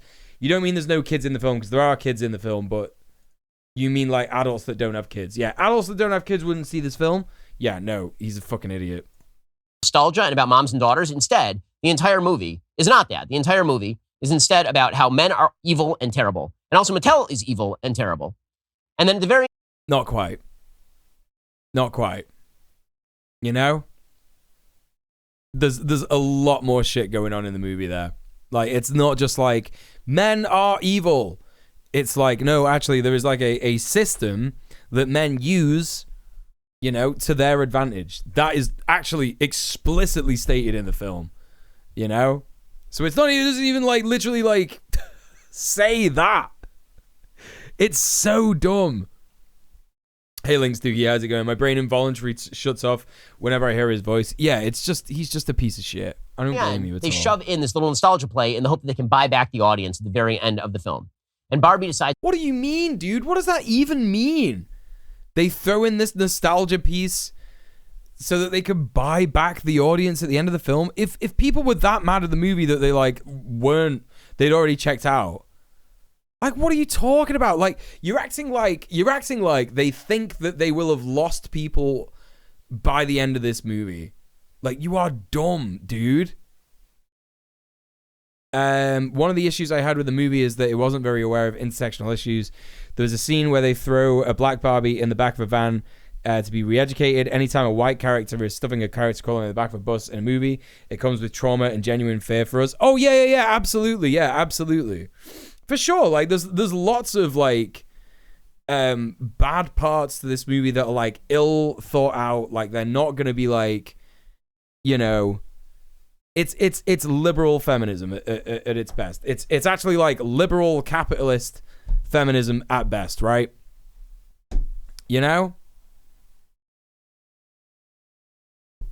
And that's that. That she is going to be a real woman now. Now, when she goes, that's ending number 3. There's still one more. So, when that happens, when she goes to when she goes into this white area that's supposed to be heaven, because the person who she's talking, Rhea Perlman, is actually the person who actually created the doll. And we're supposed to be, this was supposed to be a secret, is that Mattel was run by men, but the big secret all along is that a woman created the doll. News. It's not a secret. She was CEO of the company for 30 years. CEO of Mattel for 30 years, from like 1945 to 1975, until the IRS caught her for tax evasion or something. The big reveal that the I'm not going to lie, chat. At this point in the film, I was kind of like a little bit distracted, and I can't really remember what happened, so I can't really critique this. I don't know what he's on about. He's probably wrong. Still, that they said like, oh, it's a big secret that that it was a woman who created Barbie. Well, it's definitely not, because they're drawing attention to that fact in the film, right? But I don't know if they say that like the CEO of Mattel wasn't a woman for 30 years. I don't fucking know. I don't remember the movie saying it's a secret. Yeah, I don't remember that. I think it's just like something that Ben's made up. Patriarchy said that it created Barbie. It didn't. No one thought the patriarchy created Barbie. Again, don't bother with the fact. No. Again, it's not that the patriarchy said it created Barbie. That is just not true. Yeah? It's a reveal that she's that person, but it's not a secret. Right, yeah, literally. It's not trying to say that the patriarchy created Barbie. It's trying to say that the original Barbie wasn't perfect because it still had like appeasement tones to it. It's like you've just got to be like hot and white and blonde, right? And that is not necessarily a good thing to say. You know what I mean? Those things do help the patriarchy. Those things do help white supremacy, right? Barbie, it didn't. No one thought the patriarchy created Barbie. He's making shit up to be angry about, right? Facts, Yeah. Don't bother with sense. Don't bother with chronology. Don't bother. None of it matters. So, Barbie is now sent back to the real world, and she is now going to experience the apotheosis of what it means to be a human woman. So we've learned early on in the movie when she goes to the real world, she's catcalled by a bunch of the construction guys, and she says, "I don't have a vagina." Right? She, again, amazing line for your 7-year-old girl. She'll love it. So apparently, when this is so dumb. Like, again, you know,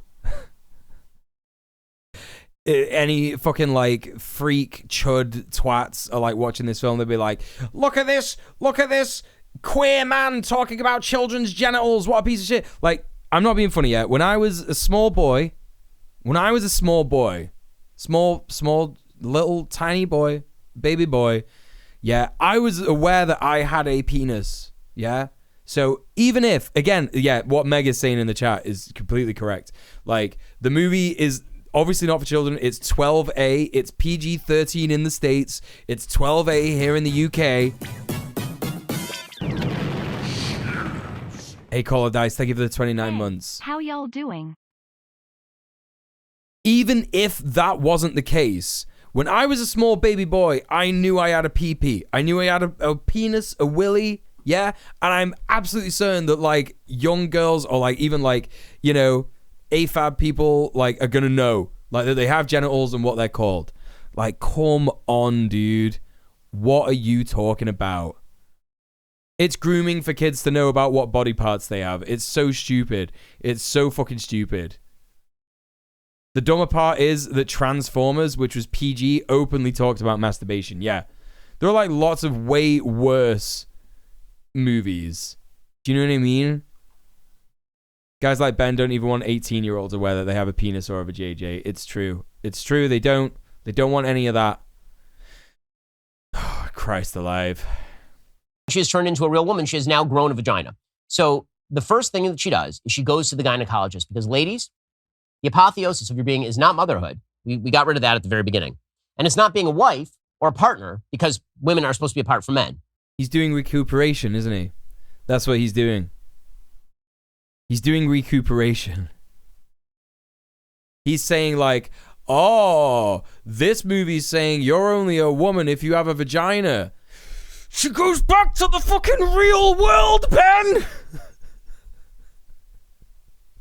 She goes back to the real world where like that's like explicitly a thing that misogynists, trans misogynists say. Holy fucking shit, dude.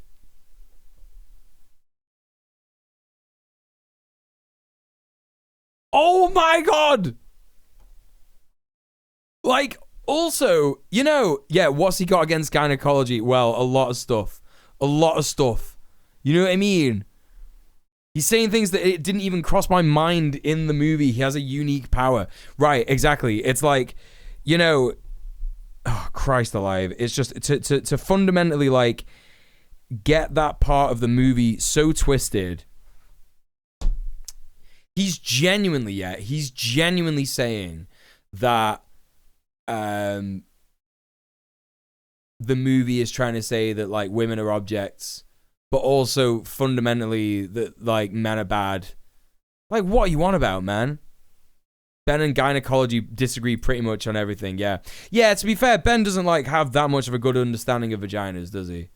Considering, like, his wife... Is his wife an obgyn? I don't know what that is. Obgyn, operational gynecologist. Please don't abbreviate stuff in my chat. I don't know what you mean. I'm just going to ask you to type it out in full anyway. Hey, Terratofu, good to see you. I can't have women know about genital health, otherwise they might think his weird comments about WAP are not well informed. Right, yeah, that as well. That as well. You know, he didn't think that, like, having a wet pussy was healthy or good. when he heard obstetrician gynecologist. Right, there you go. Yeah. So his wife is actually like an obstetrician gynecologist. It is your vagina. It is that you go to the gynecologist. Ladies, this is what makes you the most human you can be, is that you go to the gynecologist. Now, I could point out... Well, I mean, if you're like a doll that's never had genitals before, and you like go and have genitals, you're gonna like want to know how it works and if it's healthy. Come on, dude. Out here that's really transphobic. That according to the same people who made this movie... Whoa. What's he saying now? This is what makes you the most human you can be, is that you go to the gynecologist. Now, I could point out here that's really transphobic. Ben, my dude, yeah? You called the only trans actress in this film a dude. Like, you called her a man. And now you're out here trying to recuperate some kind of shit relating to having a vagina. It's just so cringe. So incredibly cringe. You know? He's just desperate. He's desperate to sort of like point out like, oh, it's hypocrisy actually. It's hypocrisy because the film's saying if you have a vagina, that's the only thing that makes you a real woman. It's so transphobic. It's like, bro, sit down. Just sit down, dude. You can't say, Ben, you can't say a thing is bad and transphobic when you think transphobia is good. I know. This just proves how unserious these twats are, doesn't it? Like, they are genuinely unserious as fuck. They don't care. They genuinely don't care if their arguments are hypocritical or anything like that. Pointing out the hypocrisy will not make people like this change their mind. Yeah?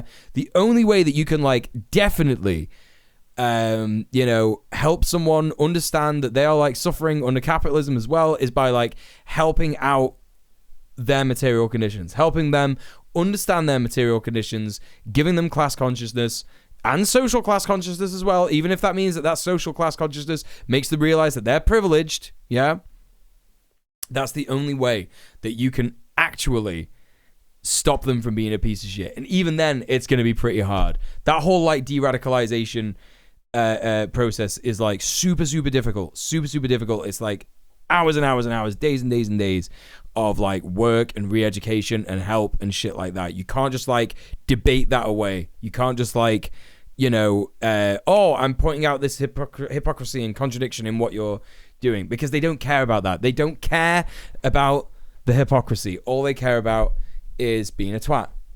They just want to turn their brains off and not think.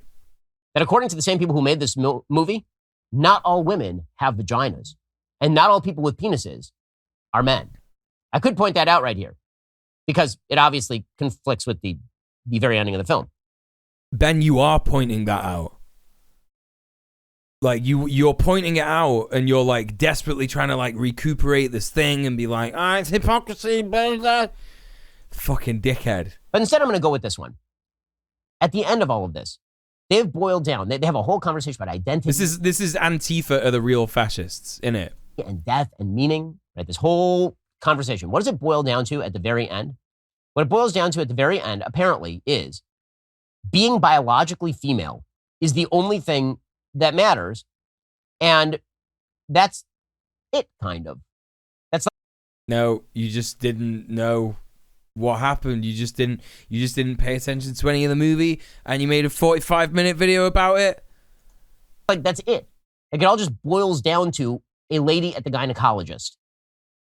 It's just not what the movie said at all. It's kind of like a joke at the end where she's like, I'm here to see my gynecologist, because it's like, okay, here's the thing. Gynecologist, like, if you have a vagina and you go to the gynecologist, that could be like a really fucking traumatic experience for like a lot of people, yeah? It's like a horrible time. And it's like, yeah, she's like stepping into the real world where the patriarchy exists.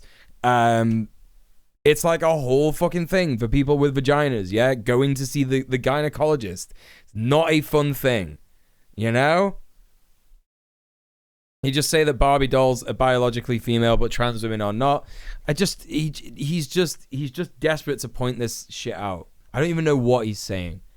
I haven't even seen all the movie because I got bored, but I'm willing to bet this is shit that never happened. No, the movie is not saying the thing that he's saying at all. It's just like at the end of the movie, Barbie goes up to like a desk and she's like, I'm here to see my gynecologist. And that's it. The joke is that like she has a vagina now.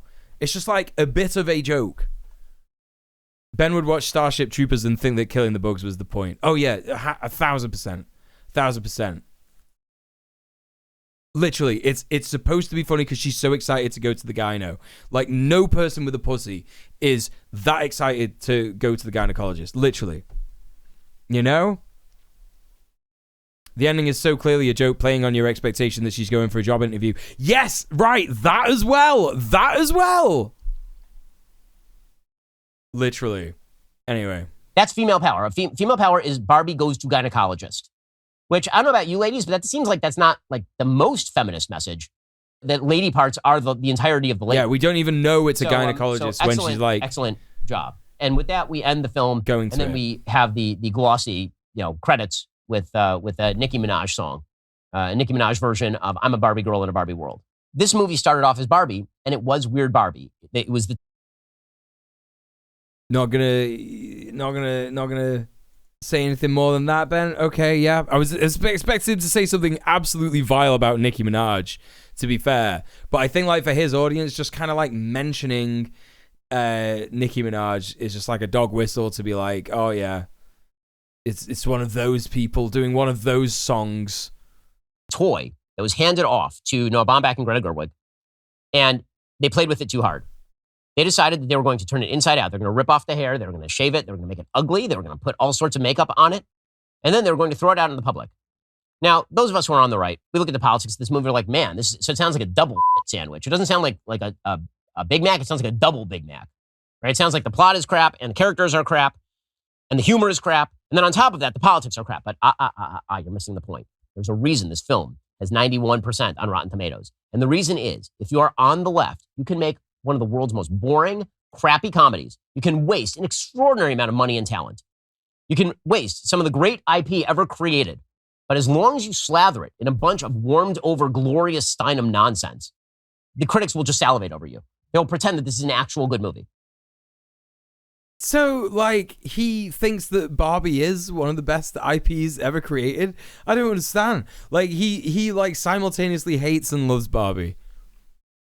He's having a real crisis, Benny boy, isn't he? He's so upset by the fact that, like, he's not making much sense. He's not, as per usual. Won't somebody think of Barbie's deep lore? Won't somebody think of all the men who are hurt by the fact that this movie exists? You know? How does he imagine that benefits the reviewers? He doesn't, he just can't handle the fact that this movie's doing so well. It's really funny, I think, because they are desperately attached to this idea that, like, if you go woke, you'll go broke, right? Because they do all these movie reviews about Disney when it has, like, a non-binary character, or like, Marvel when there's a woman in it, and, the thing is that, like, really what makes movies perform terribly is when they have no heart and they're meaningless slop that's, like, fucked with CGI to the point where it's completely unrecognizable from being like an actual movie with real people in it. And people are sick and tired of that stuff because it's just like slop that's fed to us over and over and over again. And, when they, like, put a person of color or a woman or like a feminized queer person or something like that in a movie like that, it's just meaningless because it's like diversity for diversity's sake. It doesn't do actually anything good for marginalized people in any respect, right? That's the whole thing. And movies like that perform poorly, for a multitude of other reasons, yeah. But he's so desperate for, like, that narrative to stay the same that when this movie where actually like, oh, it's like a white woman who's, you know, the main character. Yeah, America Ferrera's in there. She's like, you know, Latina and stuff like that, and that's fine. But again, it's you know, not quite. She's not quite elevated to like main character status. She doesn't even get her like story resolved and shit like that. And so he like hates the fact that like, oh well, yeah, but there is a diverse cast though, so he has to like talk about how there's a diverse cast. Oh, there's a trans actress in this. Oh, there's a black woman in it. She's the president. Of course she is. You know, but then the movie's made $1 billion all over the world, and it's like, oh no. Like the movie has heart and it has a message and it's really good and it has a broad appeal to like a lot of people and shit like that, you know. So anyway, it's just so dumb. He's just so desperate, right? Oh god. It's possible for movies to do bad and bad movies. It's possible for good movies to do bad and bad movies to do good. It's not possible for a bad movie to make $1 billion, right? They probably say they go broke because the only measure of quality in their eyes is that it makes money, so they have to pretend it doesn't. Yeah. When we all know movies that make shitloads can still suck. Yeah, literally. That's all it is. That's all it is. You know? So here's my prediction in terms of market. The marketing campaign for this movie's been...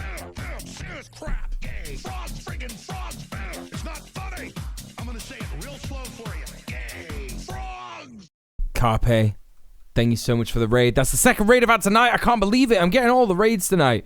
Thank you so much, Carpe. I really appreciate that. Everybody, please go follow Carpe Pax. He's a wonderful leftist streamer, politics streamer. Please, please, please go and support him. Thank you so much for the raid. Welcome in. If you're coming in, you don't know me. My name is djmuel. I'm a leftist political streamer. I'm a housing activist. I'm bisexual. And we're currently checking out Ben Shabibo, not realizing that he is Benuff. He is Kenuff. After watching the Barbie movie, he just didn't quite get it. And now, unfortunately, there's hundreds of thousands of audience. They're also not going to get it. And they will be stuck hating themselves, desperately trying to be this vile, what would you call it? Like some kind of a tulpa of an idea of a man that society feeds to us. The patriarchy feeds it to us, doesn't it? You know, they'll be stuck like that, hating themselves forever. Whereas what they could do is they could liberate themselves from that, you know? Astonishingly good, right? If you walked into this movie and you knew nothing of what I just said, what would you think this movie is? You would think that this movie was probably something like the Disney movie Enchanted, but with Barbie. What? What is he talking about? I don't know what this movie is, by the way. I have no idea. Does anyone know what he's trying to say by saying this movie is Enchanted but with Barbie? I don't know what Enchanted is. What is it? A miserable pile of jean jackets. It's going to be Barbie in Barbie Land, and then it's going to be Barbie in the real world, and it's going to be charming, and it's going to be funny, and it's going to be warm-hearted, and it's not going to be vicious and cynical, and it's not going to be what morons talk about at Hollywood cocktail parties. Disney princess goes to a real world. Oh, okay. So nothing like this then. Okay, yeah, nothing like this. No, all the things he's saying it's not, it is. All the things he's saying it's not, it actually is, though. It is heartwarming. It is wonderful. It's got a great message. He's just wrong. I really loved the Barbie movie, chat. I really loved it. I thought it was good. Fun. This is one of like the best movies. That's definitely best summer blockbuster movie that I've seen in decades, probably decades. I don't even know if I've seen a good summer blockbuster movie. Do you know what I mean? It's going to be a place where a mom might be able to take her 7-year-old or 8-year-old girl and enjoy themselves together. Yeah, everyone thought it was going to be the Lego movie, maybe. I think that's what it was going to be. And undoubtedly, Enchanted is a rom-com? Right. Barbie is surrealist satire. I agree. Millions of moms and their daughters will think that. That's what you're seeing at the theaters. That's why you're seeing everybody wearing pink to the theaters. It's become like a Star Wars kind of thing, right? It's an actual cosplay of it. The number of moms who are going to take their daughters back to the theater week 2, good luck with that. This is so funny. This is the best part of the video. Get ready for it, chat. Get ready for it. This is going to be the best part of the video. This is what we've been leading up to. This is what we've been leading up to. Really, good luck with that. Hollywood decided to empty out its own IP. Here, they decided they were going to take golden piece of IP, and they were just going to smash it and turn it into Weird Barbie. And I got to tell you, and this is going to have some ramifications for Barbie the brand. I don't know why Barbie the brand would hand this property over to people who clearly hate the property. In the real world, the patriarchy rules. Men are really bad. Women need to separate off from men and hate men in order to be unblinded to the patriarchy, and then they can overthrow the patriarchy and create paradise. That is the thesis of the film. Last comment. Whenever I just want to show you something, chat. I just want to show you something. Just before he goes any further, I just want to show you something. I'm not a stock markets guy, and I don't know much about stock markets or anything like that. But what I do know is that Mattel, the shareholders for Mattel, doubled the price, doubled their stocks, whatever they call it. What do they call it when you have a lot of stocks? They call it like, I don't know. But that shit, when Barbie went out, it was the build up to the Barbie movie going out, and then the weekend it went out. Oh boy, it just went right up. It just went fucking right up there. So I don't know what Ben's gonna say about, like, you know, Mattel or the studio that like held this, like Warner Brothers. I don't know. I don't know what he's gonna say about that. But all I know is that like they made a lot of money off this movie. You know, they made loads of money, didn't they? Film reviews like this, lengthy film reviews of movies like this. The left is always like, why are you taking this so seriously? How dare you take this so seriously? Well, no one's saying how dare you take this so seriously. Most people are just laughing that you made a 40-minute video about this, and you were wrong. Well, because this is a movie where hundreds of millions of dollars will be expended to get people to watch it. It has a heavily political message. It is not that heavy. Not that heavy a political message, not gonna lie. Not that heavy. Explicitly designed to divide men from women. No, also not that. You've watched a different movie. Not. So two out of two of the points that you've made so far that you think it's bad are wrong. So, all right, let's go. What else we got? It has these negative messages directed at kids. It is supposed to be a kids movie. It's rated PG-13. It is not marketed to PG-13. So he admits it's PG-13. Okay, it's PG-13. All right, so you get it. It's not quite made for kids. All right, so again, third point. It is marketed to PG. It is marketed to moms who are going to skip the PG-13 rating and bring their daughters there anyway. Bro, again, like, what is It's PG-13, I know. It's a culturally Miraculous, how you doing? Culturally relevant moment. And so the entire left's attempts to play the face tattoo syndrome, watch as we take a piece of children's IP and wear its skin around like a mask, like Hannibal Lecter, and we notice it, and then they're like, you noticed it? You're obvious. What are you talking about, dude? What are you talking about? What are you talking about? He like... He really... It's just like this, like, specter of evil and, like, wearing a Barbie mask. Also, I don't know what he's talking about with face tattoo syndrome. What is that, chat? What is face tattoo syndrome? Is that some kind of, like, new dog whistle? Oh, he says, the phenomenon in which somebody gets face tattoos and then is shocked and appalled when people stare at their face. Again, victim blaming, right? And also, I think he's, like, made this up. Is it victim blaming that? Obviously, it's not like, Well, no, it is victim blaming, because if people stare at people's face, that's, like, rude. It's rude to do that, right? Also, face tattoos, not that common.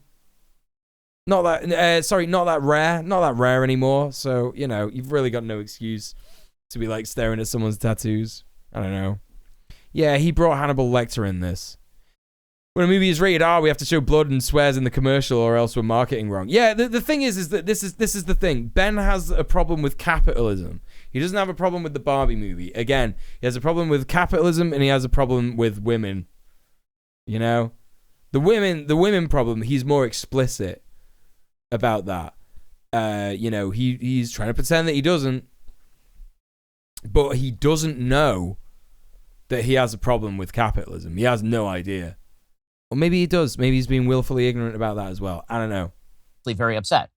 I find it upsetting when material that is based on children's IP and marketed to little girls actually ends up being angry feminist claptrap that alienates men from women, undermines basic again, like all the things that you're saying is just wrong. Human values, and what are basic human values? He's not established what basic human values are, so he can't criticize it for doing that because he's not said what what basic human values are. Promotes falsehood all at the same time.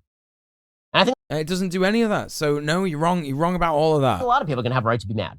So we'll see what the income trajectory of this film is. By the way, it's just going to die in China. The overseas market for this film, good luck with the Chinese Communist government. Good luck with the Chinese Communist government. Even though Ben has said in this review that this is an anti-capitalist film. He's said that. He's actually said that. Putting their kids in. So communists famously, like they hate anti-capitalist messaging, don't they? You know what I mean? Yeah, let's look it up. Let's look up how the Barbie movie did in China. Barbie movie China.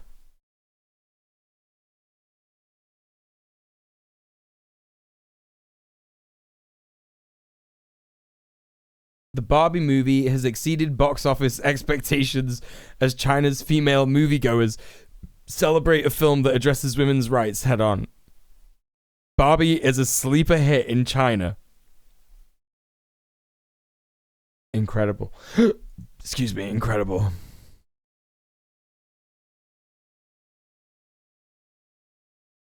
That's so funny, dude. Hey, reroll username. I still don't get it. I went into Barbie hyped as fuck for some crazy woke brainwashing and it was just a musical about a real life doll. Yep. The first headline I googled, Barbie movie Chinese release. Yeah, it's the New York Times as well, so it's not even like a left-wing newspaper. It's like, no, yeah, it's doing really well. By Vivian Wang and Si Zhao reporting from Beijing and Seoul. There are plenty of reasons to think the Barbie movie might have a hard time finding an audience in China. It's an American film. Not only did the film screen in China, it's been something of a sleeper hit, precisely because of its unusual nature of the Chinese movie landscape. Yeah, I don't know. There aren't many movies about women's independence or have some flavors of feminism in China. Okay, fair enough, that might be true. I don't know much about that. Rob knows more about that kind of shit than me. Anyway, so there you go. Extremely funny. The wild thing is so many filmmakers warp their product to appeal to China, and this one just kind of went take it or leave it. Yeah, and it worked. It worked. It's almost like this movie has a broad message and a broad appeal. In front of this sort of stuff. It is not going to happen. Final. It's xenophobic as well, isn't it? It's xenophobic. He's trying to like paint it as like, oh, the Chinese Communist government, they will hate that. They will hate that shit. But like, no, they, screened it there. It's fine. It's done okay. And like, yeah, like it appeals to everybody because it has a really good message. Fucking hell, yeah. It's almost like Chinese people are people, isn't it? Fucking hell, he's just such a prick. Rating out of 10 Barbies. How many Barbies? 10 out of 10 being good. The answer is negative all the Barbies. Negative all of them. I honestly... Oh, you did it, bro. You really got those woke liberals. Just as a piece of film, this sucker goes in like my bottom 10 ever. Ever. It is that bad. Not just because of the politics, because the plot makes no sense, because the writing makes no sense, because the acting half the time makes no sense.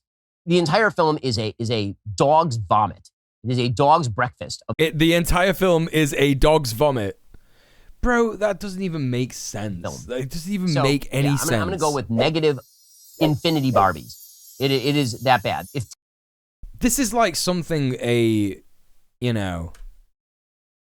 child would say, isn't it? He's doing the AVGN bit again, yeah. Mr. Screenwriting expert over here. Whose Barbie Dream Mansion is that he has as a prop? Oh, it's his. He bought this, definitely. He bought this with his own money to own Mattel. in the marketplace of ideas. Because what you do when something goes woke, what you do to boycott them. This is the real meaning of boycott, actually. It's nothing to do with not buying their products or, giving them negative press or protesting outside their headquarters or their factories or anything like that. No, what you do is you give them money. You buy a lot of their stuff, and you set it on fire. So even though you've given them money, that doesn't count anymore because you've set the stuff on fire. And that's it, isn't it?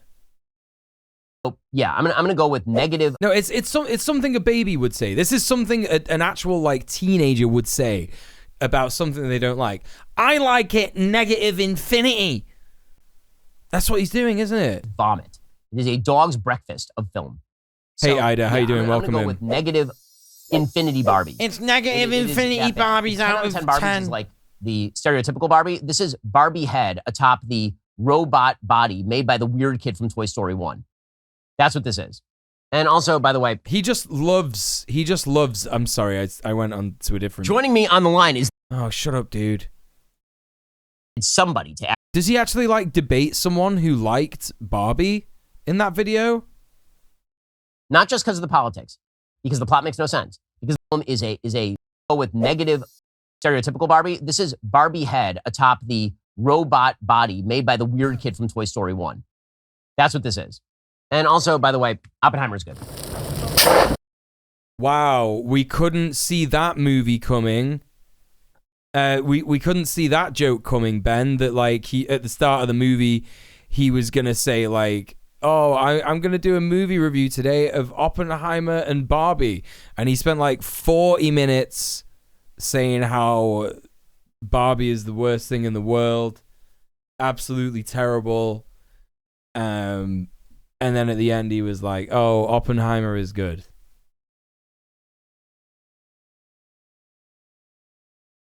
And it's so funny, isn't it? Because like that's kind of like what the joke was about Barbenheimer, wasn't it? Like, this like super highly feminized film, and then Oppenheimer is like boring, black and white period piece for serious men who love Christopher Nolan. And he's just like, that one's good. You know? It's just so insane. It's so insane, man. He's just such a piece of shit. But hang on a minute, like Brett Cooper liked Barbie. I have questions. Does he like actually debate someone? Joining me on the line is on why Barbie is bad? I don't understand. Is the incredibly wrong Brett Cooper. She's the host of the wildly popular comment section and also a fan of both Greta Gerwig and the Barbie film. So Brett, I have to ask you, you're sitting there wearing... Ben is going to debate a woman now on why Barbie is bad. Brett Cooper is Bowsette Ben Shapiro. I don't know anything about Brett Cooper. I don't know who that is. He's just debating himself. What, does she have all the same opinions? Those who can't see, a pink sweatshirt and a hat reading "Make America Hot Again." And I have to ask you, you apparently liked the Barbie movie. I enjoyed it. And so I'm wondering if maybe you saw another movie, but you thought it was the Barbie movie. I did not. And you know what? And I watched your 43-minute review, and you made a lot of excellent points. And I told What are you talking about, man? What are you talking about? Told my audience that, and I told them that you made excellent points. About what? About what exactly, man? Because you were right about the plot. It was not the greatest film in terms of its construction at all. It was very, very messy. But you can't deny that it was fun. It was I mean, she's right. Like, even if you don't like the story, even if you don't like the politics and all that kind of stuff, I actually agree with her here wholeheartedly. Even if you dislike all that stuff, it is super fun. A really good movie. It's really well made. It's really fun. Colorful. It was a great time. Oh, I know. I shouldn't have said that. Oh, for God's sake. Just so cringe. Like, whether this person is like a grifter or anything like that, I don't care. I just want to point out that like even a conservative woman is sat here and she's like, I like the Barbie movie actually. I agree with you, Ben. because, oh yeah, no, I think you're right. Like, the politics is so bad. Feminism is so bad. I hate feminism. It's so bad. But you can still like it. It's still fun. It's still fun. And he's like, no, it's bad. It's still bad. He's going to debate an actual woman, not even just like any woman, but like a conservative woman. He's going to debate a conservative woman on why it's bad. And just no one can see this grift. Like, obviously lots of people do. But anyway, cringe as hell. It's cringe as hell, chat. And I'm not going to fucking take it anymore. That's how they get you, Ben. It's true fun. That's how they get you. You know, that's how the lefties get you. It really is. It really, really, really is. Right, listen, chat. I'm gonna go to bed. It's time for me to do a sleep. I'm very tired. I was really tired before I went live today, but I'm tired now because I've done stuff. But thank you so much, chat. I really appreciate all of the support today. It's been a really, really fun time, despite us having to go through Ben Shapiro's bullshit. But I will not be back tomorrow. I am going to be taking part in the committee meeting for GMTU. We're going to be talking about some really important stuff. Please consider following if you haven't already. If you're new here, if you enjoyed the stream, it really helps me out. You can come back. You can check out some more stuff. Thank you very much. Appreciate that. Don't forget, I got all the socials. I'm on Blue Sky. I'm on Instagram. I'm on Patreon. I'm on YouTube.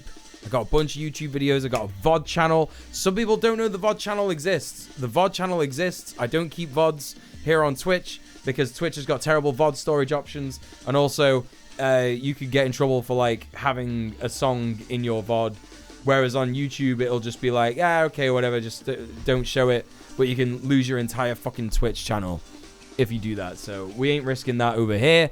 But listen, also, you don't even have to worry. You don't even have to worry about going anywhere right now because we're going to go and raid one of my leftist Twitch streamer friends. They're amazing. We're going to go and raid the sweet, the amazing, the wonderful, the irrefutable Marina Dove. They are playing Baldur's Gate 3. Everybody loves Baldur's Gate 3 right now. It's the game. It's the best game to be playing if you're a gamer. I'm not a gamer, I'm afraid, chat. I only play good games like Slay the Spire repeatedly, over and over again. That's what I do. And instead of playing Stardew Valley, what I actually do is I go and play the objectively worse 30-year-old game, Harvest Moon. So think about that. Yeah, the next time you call me a gamer, I'm not a gamer. I'm the opposite of that. Right. Thanks for all the love. Thanks for all the donos today, chat. Thank you so much. I'll be back on Wednesday where we are going to be having a special stream where I'm going to be dressed as a gnome, playing some drum and bass on the decks. It's a very, very cool stream. It's going to be very, very good. That's going to be exclusively available as a VOD on the Patreon. So if you're not already on the Patreon, there's a reason that you should be a patron. I'll see you next time. Thank you so much for being here. Thank you so much for all the support today. If you're watching this on the VOD channel, please like, comment, subscribe, share it, tell your friends, etc. Thank you just for being here. Thank you for lurking. I'll see you next time. Mwah! Stay excellent to each other. Peace, peace, peace, peace, peace, peace, peace.